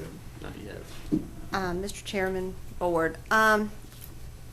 A little over a year ago, when Airmark Food Catering was contracted to provide meals for the Lee County Jail as well as the Senior Services Congregate and Home Delivered Meal Program, The food quality, let me just back up and actually go forward at the same time. I was not brought into the process to even discuss other organizations who had used Aramark to discuss what food price we would be paying them.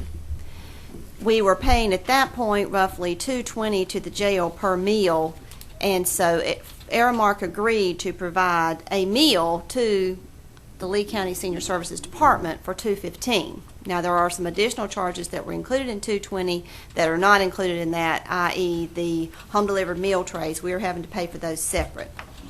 I did meet with Dennis Hatcher from Aramark before the contracts were ever finalized, which I think they took considerable amount of time to finalize. Told him at that point what I would like to see. We had just spent quite a bit of money to have a dietitian out of Apex to do the meals according to standards of the North Carolina Division of Aging. Our meals have to have X number of protein, X number of fats, they have to go by the food pyramid, etc. They assured me that they would be going by that. They did not tell me, though, that we were at the bottom of the totem pole on what quality of food they'd be putting into that. I later discovered that because of what we were paying, we had soy-based products. And once again, when you go to the Lee County Jail Service, going over to O'Connell's and buying nice fresh pork chops, and Aramark bringing in mass-produced frozen pork chops from Southern Foods or wherever, you are not going to get the same quality. And we did not. Hence, you are not going to get the good taste. Hence the complaints. Now, over the course of the year, and all of the complaints, and outrage with Dennis Hatcher, Mike Harley, and all of the above staff who probably don't like me very well anymore. But anyway, finally came to an agreement that they would use our menus from a little over a year ago, and that for 15 cents more, they would provide a better quality meal. Now, that began on July 15th. Since then, I can tell you that I have only had one day that I have called and told them that the food was unacceptable. It was lasagna. I am not sure. They were using ground turkey. They assured me they would use ground beef. I'm not sure what was ground up in that. Strike that bar, please. Gracious. I'm sorry. To tell you it's better, I have not had as many complaints since July 15th.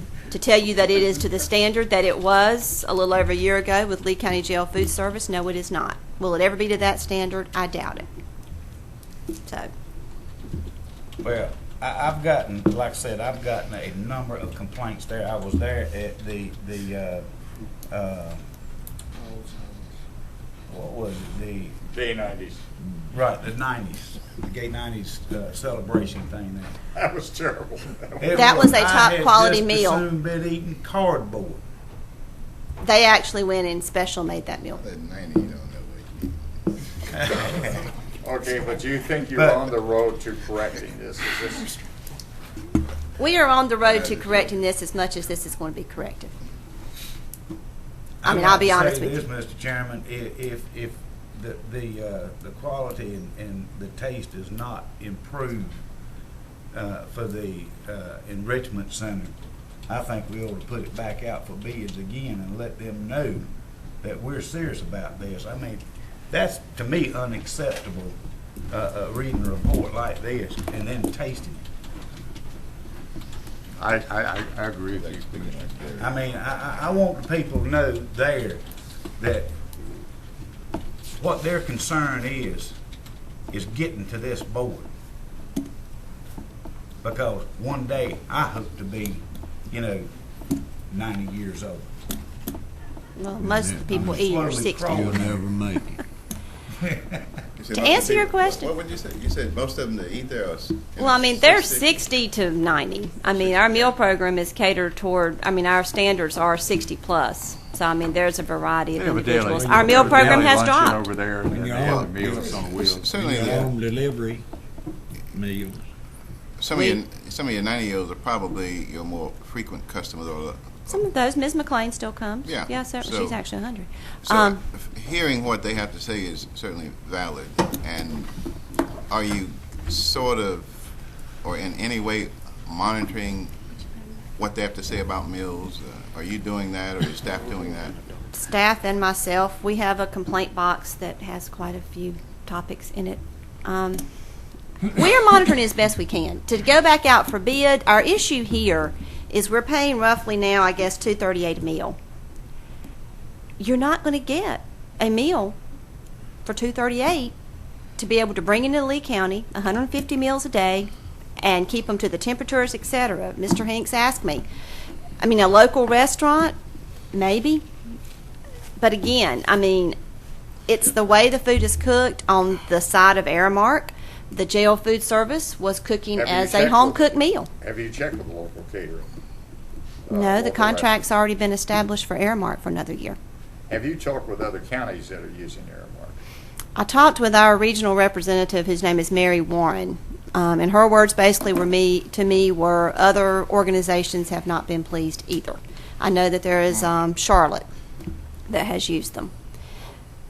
Did you talk with them? Not yourself? personally, no, I have not. Let me ask, just for my own education. You're on the same meal plan as we have the jail on? Is that what I'm hearing, or? I don't think we are. We're on the meal plan now. When I met with Aramark a little over a year ago. The wrong meals are going. That's what I'm very serious about. No, that's not the case. Well, it may not be the case, but here's what I'm trying to get to. You have certainly two separate types of settings. And one I think you have to be more particular and sensitive about is your group. We're all concerned about cost savings, but there's a price to be paid for unsatisfactory meals when you're responsible for providing those. So we have to look at it differently. Those, and not every person that goes to jail is a criminal, but people that wind up in jail on a regular basis, and we do have some regulars, we know that. I would hate to find that they're feeding and eating and enjoying life better, a quality life, than the people that we're trying to help. So at some point in time, I'd like to know how you're making those distinctions. What are they bringing you versus what we're paying for the jails, if you understand the question. I understand that. Short of going in and watching them cook, I'm not involved. That would be the jail. The jail has a menu, and we have a menu. I don't know if they are using one and the same menu at noon or not. I don't know. Well, you can ask them, Deb. I can ask. Oh, yeah. Yeah, I can find out for you. You can ask. You can ask. You can compare menus. I was getting ready to say, you can do a comparison right quick on You can that. ask and you can taste. Oh, I taste it quite often. Well, tell me what you... Well, Aramark also prepares food for some of the universities and meal plans, and those are not horrible, so they are capable of producing. They are lots of capable food. of producing, and the They more you are. pay, the better they're going to produce, is what I was told. Well, then maybe get a different bumping contract up a for notch. you They than the bid jail. on I mean- the job. They said how much we were gonna pay Well, to begin with. maybe you ought to take them up a notch. Well, we And did. perhaps, That's right, you We did. 2:15 to Yeah. 2:30. I really needed a little bit more time, to be honest with you. okay. Oh, fine. I'm just saying, if that's what it takes, that's what it takes. But She said since July, you've only had one meal. I can really say that there's only been one that I would say was unacceptable, and major complaints on that one, and I will say that it wasn't good. well, in fairness, I like to think that if you're not happy with tasting the meal, then other people may not be happy as well. So we need to try and find a happy medium there. For right now, it's better than it was. Okay. I mean, I can Good. attest to the extra 15 cents has brought better quality of taste than what we did have. I can tell you that. Is that it? Yes, I appreciate you staying, Debbie. And I think y'all are doing a great job over there, but I do want to see, the quality of the food better than what it was the day we were there. I'm seriously, call the day before and we'll be glad to order you all a meal. And give us- actually, that's the You answer. give them the If same you, meal. You give them the same meal that other people get. And she's just saying she'd have No. to add it to the can. Is that what you're saying? What? You'd have to add it to the county. Well, yeah, I mean, if y'all come in, I'll make sure you get fed. I'm just saying that for us to order an extra meal, let us know that you're coming. That is the way that I really feel like our senior adults would know that you care. You eat the same thing though, right? Yeah. What? Oh, yes, you'd eat their meal. That's what I'm saying. I just need to order an extra meal. Oh, I thought he said he ate the meal and. He ate it that day. He did, he had two helpings. Well, I did. You went back twice. That's where y'all feel like young men, isn't it? Well, At that Haskell, luncheon. he was there, and I was there. Herb. Again, that meal doesn't represent, that was an excellent meal. I'm not kidding. Well, I think. Compared to what the others, no. I ate there. Nothing wrong with it. I think it might be well to give Debbie go over one or two and go over there and have lunch over there one day. And the older adults would like that. I mean, the older adults would like you to come over. Yeah, I think we ought to make it a point to do that. Give my regards. Just call and be sure they don't. Okay, thanks, Debbie. The next item is Ms. Smithman, your BRAC committee. Yes, sir. The second page of the supplemental agenda is where we're at. And are asking you to approve or to formalize a committee that has been informally established. As you'll recall from the last two Friday mailings, they have been preparing for an event in Atlanta and preparing our BRAC website page, which the BRAC Regional Task Force is putting together on the 11 counties' behalf. So there's been lots of little things going on that Mr. Pascal and Ms. Price and Ms. Mayor Olive have been aware of, but it came to the point where we needed some organization or some legwork on the local level to work with these representatives to the BRAC RTF. So what we are requesting you to do today is formalize the group that has already informally been put together and asking you to keep it in place for our appointed representatives, Mr. Pascal and Ms. Olive's use throughout the life of the BRAC activities, which could be several years. We did fail in your supplemental agenda to include Mr. Reeves on the committee. He is your designated alternate to the RTF, BRAC RTF. Tell you deal with federal government, you start doing a lot of acronyms, but it's called the BRAC RTF. So the resolution that's going out now is just revised to include Mr. Reeves. This is a resolution you want us to. And identified how? And identified as commissioner. That's much better. Now that makes sense. Also, we did not have anyone from the Broadway area, which I think will arguably incur the largest percentage impact from BRAC activities, being on that side of the county. So we asked, and he accepted, that Town Manager Bob Stevens work on that committee. So we are asking merely that you adopt this resolution and formalize the Lee County BRAC Coordinating Committee. With that change. Yes, sir. Thank you. So David, one point of clarification. When we talked about BRAC at the chamber luncheon last week, Bob had mentioned it and I had mentioned it. Tim McNeil came up to me afterward and gave me a strange view of Tier 1 and Tier 2. He said those designations were those counties that were going to be adversely or negatively impacted, and that Tier 1 counties were going to be more negatively impacted than Tier 2 counties who may be minorly or positively impacted. I have never heard that definition, but he was trying to correct me on that, and I've never heard that definition. I haven't either, and so he basically said we were somewhat misguided in our approach, and I didn't know what that meant. Practicing running for the house. Okay, do we have a motion to approve this resolution with the one change as Commissioner Robert Reeves? I move it. Motion has been made to approve the resolution that we have with the addition of Commissioner Robert Reeves instead of just Robert Reeves. Any further discussions? All in favor say aye. Aye. All opposed? Motion is adopted unanimously. We're finished with new business. We now go to appointments. And just let me say that our work session, we are going to have some sandwiches and sandwiches in there for the work session. Appointment to the ADA committee, 182, 183.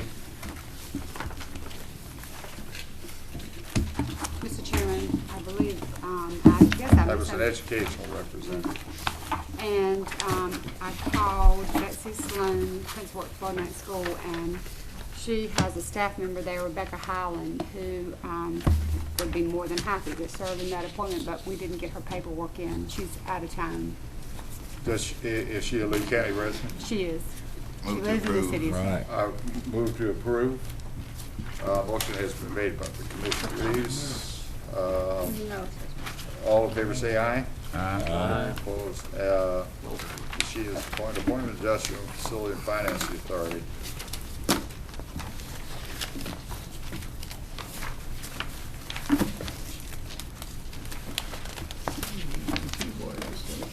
We have Mayor Olive. Move to approve. Oh, well, there's two on that. Jimmy King, Two vacancies, right. right. Jimmy King. And Jimmy King's the other one. Right, right. Motion to approve. Oh, You include, Ms. Keane, in your Yes, sir. motion? Yes, sir. Both those. Okay, there's no objections. The board by acclamation will appoint Mayor Olive and Jimmy Keane to that board. The Carolina Workforce, Mr. Chairman, I did get someone this morning at 7:30. I got a call, and as it turns out, he lives out of town, I he understand. lives out of town, but has lived here in Lee County for a great number of years, and has worked with the city fire department for 20 or better. But since he does live out of town, I'm still working with members of the department to have someone, take this position. And I hope to know something of it tonight by 7 o'clock when that person comes on duty. Okay, well, we'll have to hold this off. Yeah, it'll just have to be tabled until next. Appointment to the Rest Home Nurse Home Advisory Committee. I understand we have a appointment to that. I'd like to nominate Bill Jones. Wait a minute, the other one that comes, the one from the, by the statute creating this, the ones that come from the recommendation of the nursing homes takes precedence. Okay. McKeever. Huh? McKeever. Yeah, Loravina McKeever on Circle Avenue. So moved. Motion is, if there's no objections, we'll appoint Ms. McKeever as, to that board.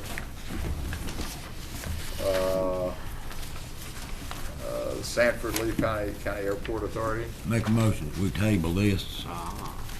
Okay, we can table this until the next meeting. There's some other issues that are going on there. That takes care of appointments. Managers report.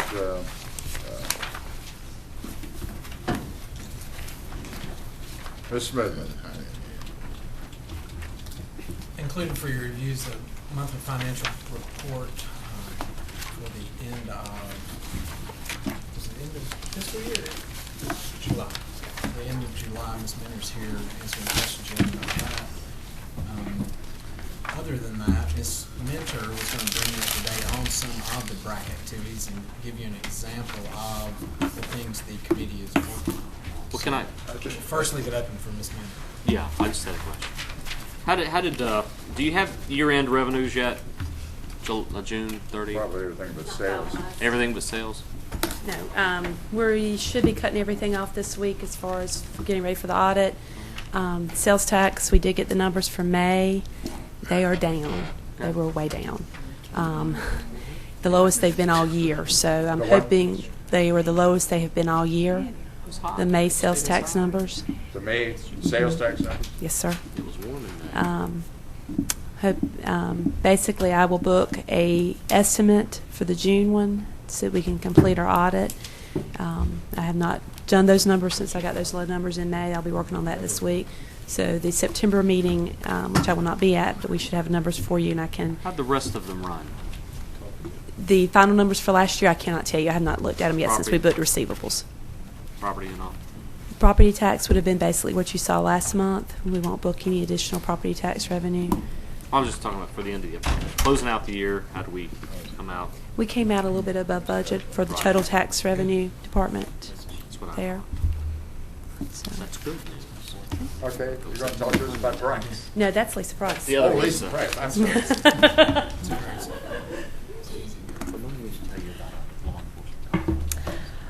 One of our first objectives with the BRAC committee is to get ready for the Welcome to North Carolina Relocation Fair that will be held September 13th and 14th in Atlanta. The 11 counties will be invited down. Welcome to North Carolina and Atlanta. Yes. Want to make sure I'm clear. The 11 counties will have been invited to Atlanta to set up booths and to market their communities. One of the first things that we have done is to develop a web page for the BRAC website.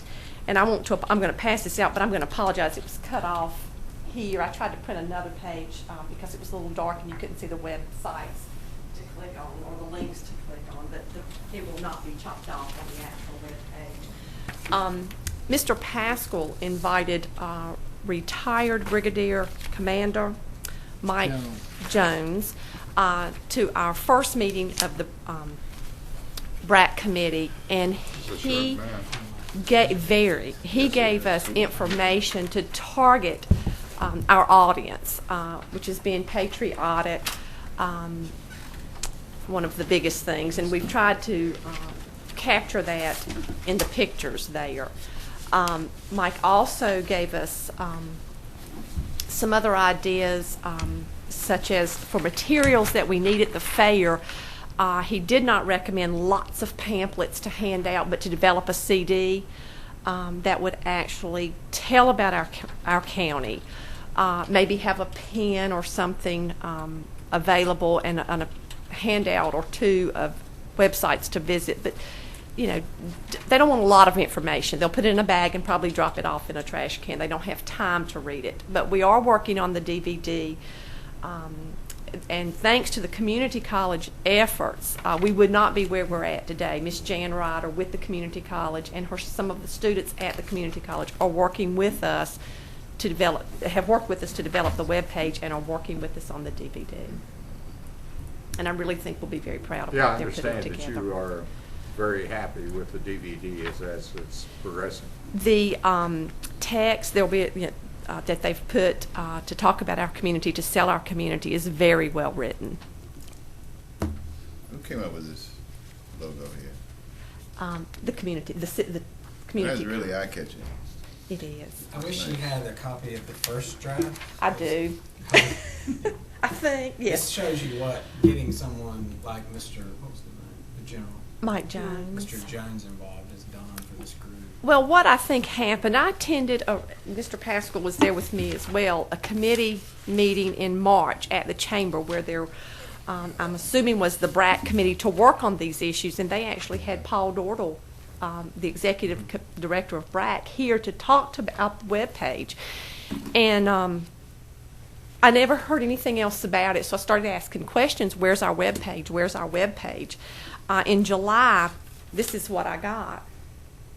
I only have one. I didn't do a from the committee that was working on the webpage.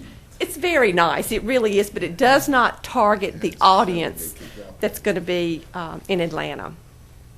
So I've got to see it. Is that the Temple Theater? Is that what? We're 80% of people.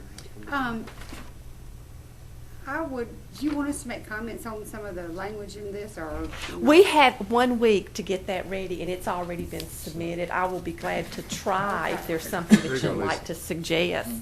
But the committee actually had 1 week to prepare the So, okay, but you can go in and change the webpage, right? Well, we're not doing it. This is through the BRAC, who gotcha. they have hired. I got you. But I will be glad to make any suggestions, Ms. Stevens, to see if they will take us up on them. One thing that the committee, I think, or Lisa and I have talked about conceptually, is that after they deal with the immediate issues, is having a local website to be published Right. locally, whether it's Right. on our site, the city, the chamber. Right. Everybody would have the same logo, and it would go to the same website, so that no matter where they're doing their research about Lee County, they end up at the same place, and we have the detailed information that they'd be seeking on that page. But, you know, this was a very specific project related to the BRAC Regional Task Force. This is very eye-catching to me.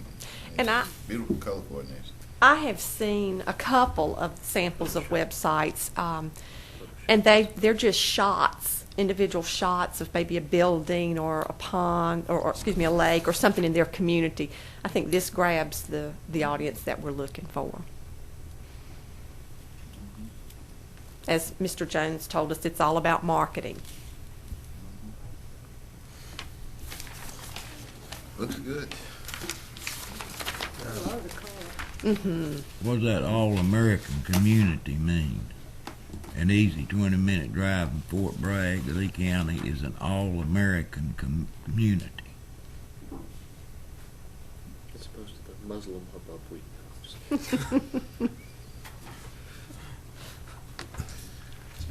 I'm not a part of this forecast. This broadcast. Okay, Well, thank you. cities Thank you can very be much. designated all-American. Well, it's got a City. comma there, Bob. That's all. It's just saying we are. Well, I'm just we're bringing it up. we're self-promoting. That's I see that. They don't have a comma, it's got a dash. Oh, I was talking about between Fort Bragg and Lee County. Okay, Commissioner comments, start with my right, Commissioner Reeves. I just had a couple that I should have mentioned during the finance thing. Two things. One, on the school, and I just have to say this to the board. You probably got through your weekly mailing, and Commissioner Adams mentioned it in our finance meeting, that on attachment H, the very last paragraph in attachment 8, where it talked about should Lee County schools not receive the additional $240,000 to supplement the higher than anticipated salary increases, the board would have to prioritize projected expenditures for 206 and 7 and consider additional employee reduction beyond those 6 teacher assistant positions, which are currently vacant. That's a bit strong and unnecessary to suggest those sort of things when you're trying to work cooperatively with the board. I didn't think that was necessary and just failed to mention it. The other, as it relates to the buggy factory, I asked the manager to check for me the city's ability to do some downtown improvement and their budget may be in better shape than our own budget. And if this is a project that they really feel that strongly about, it's certainly one that should be on their agenda to be considered. That's just my honest opinion about it, because financially, you know, we've got to guard against some things that are coming forth whether we like it or not. Our positioning for the next couple of years is going to be quite crucial. And I think we need to keep that in mind as we had to do this morning. I think none of us, and I speak for the committee, finance committee, none of us wanted to have to reject those. Financially, we just can't afford to keep doing things. And that's where we are.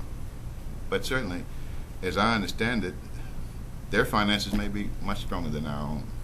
So, thank you, Mr. Chairman. Commissioner Lamont. Just a couple things here, Mr. Chairman. Myself and Commissioner Stevens and County Manager attended the August 4th through the 8th conference in Chicago, and attended all 3 of the opening sessions, and as well as the closing session. And I attended about, I guess it was about 5 or 6 different workshops, including voice and data communications interoperability, eliminating the criminalization of individuals with mental illness and addictions in jails, treating methamphetamine addiction, and unifying families. Also went to a presentation of the BRAC Commission. And on that, Lee County was highlighted by the new sign out there at the Lee Senior High School, showing the campus and the sign there at the entrance.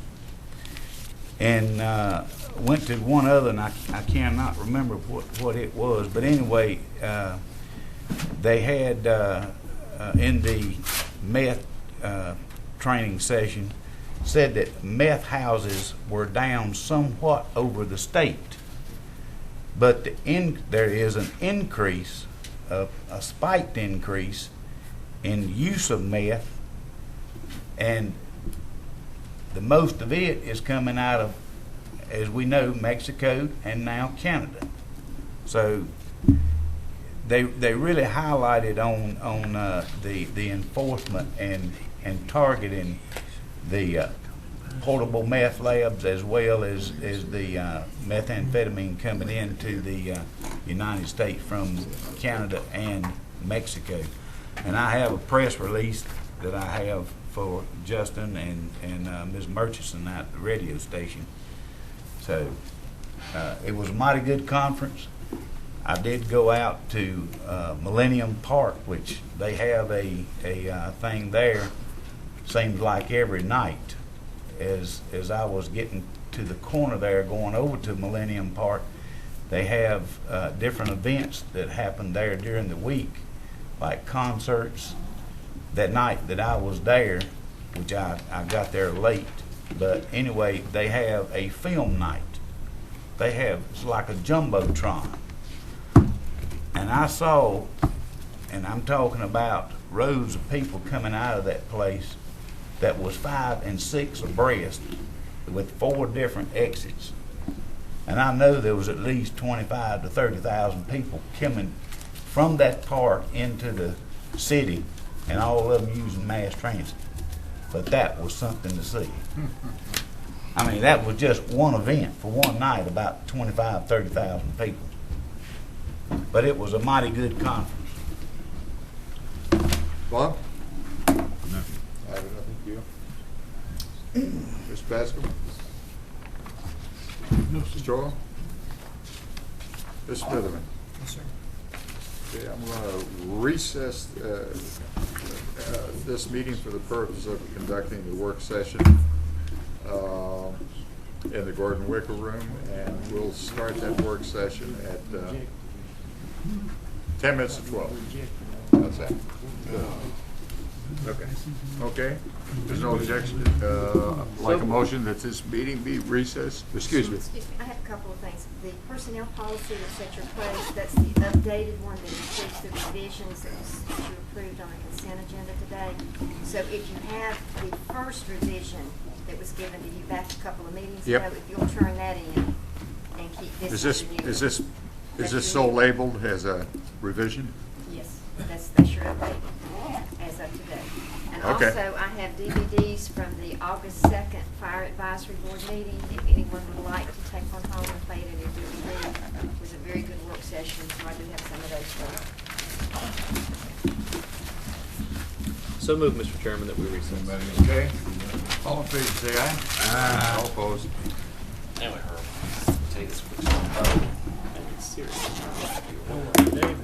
David, our new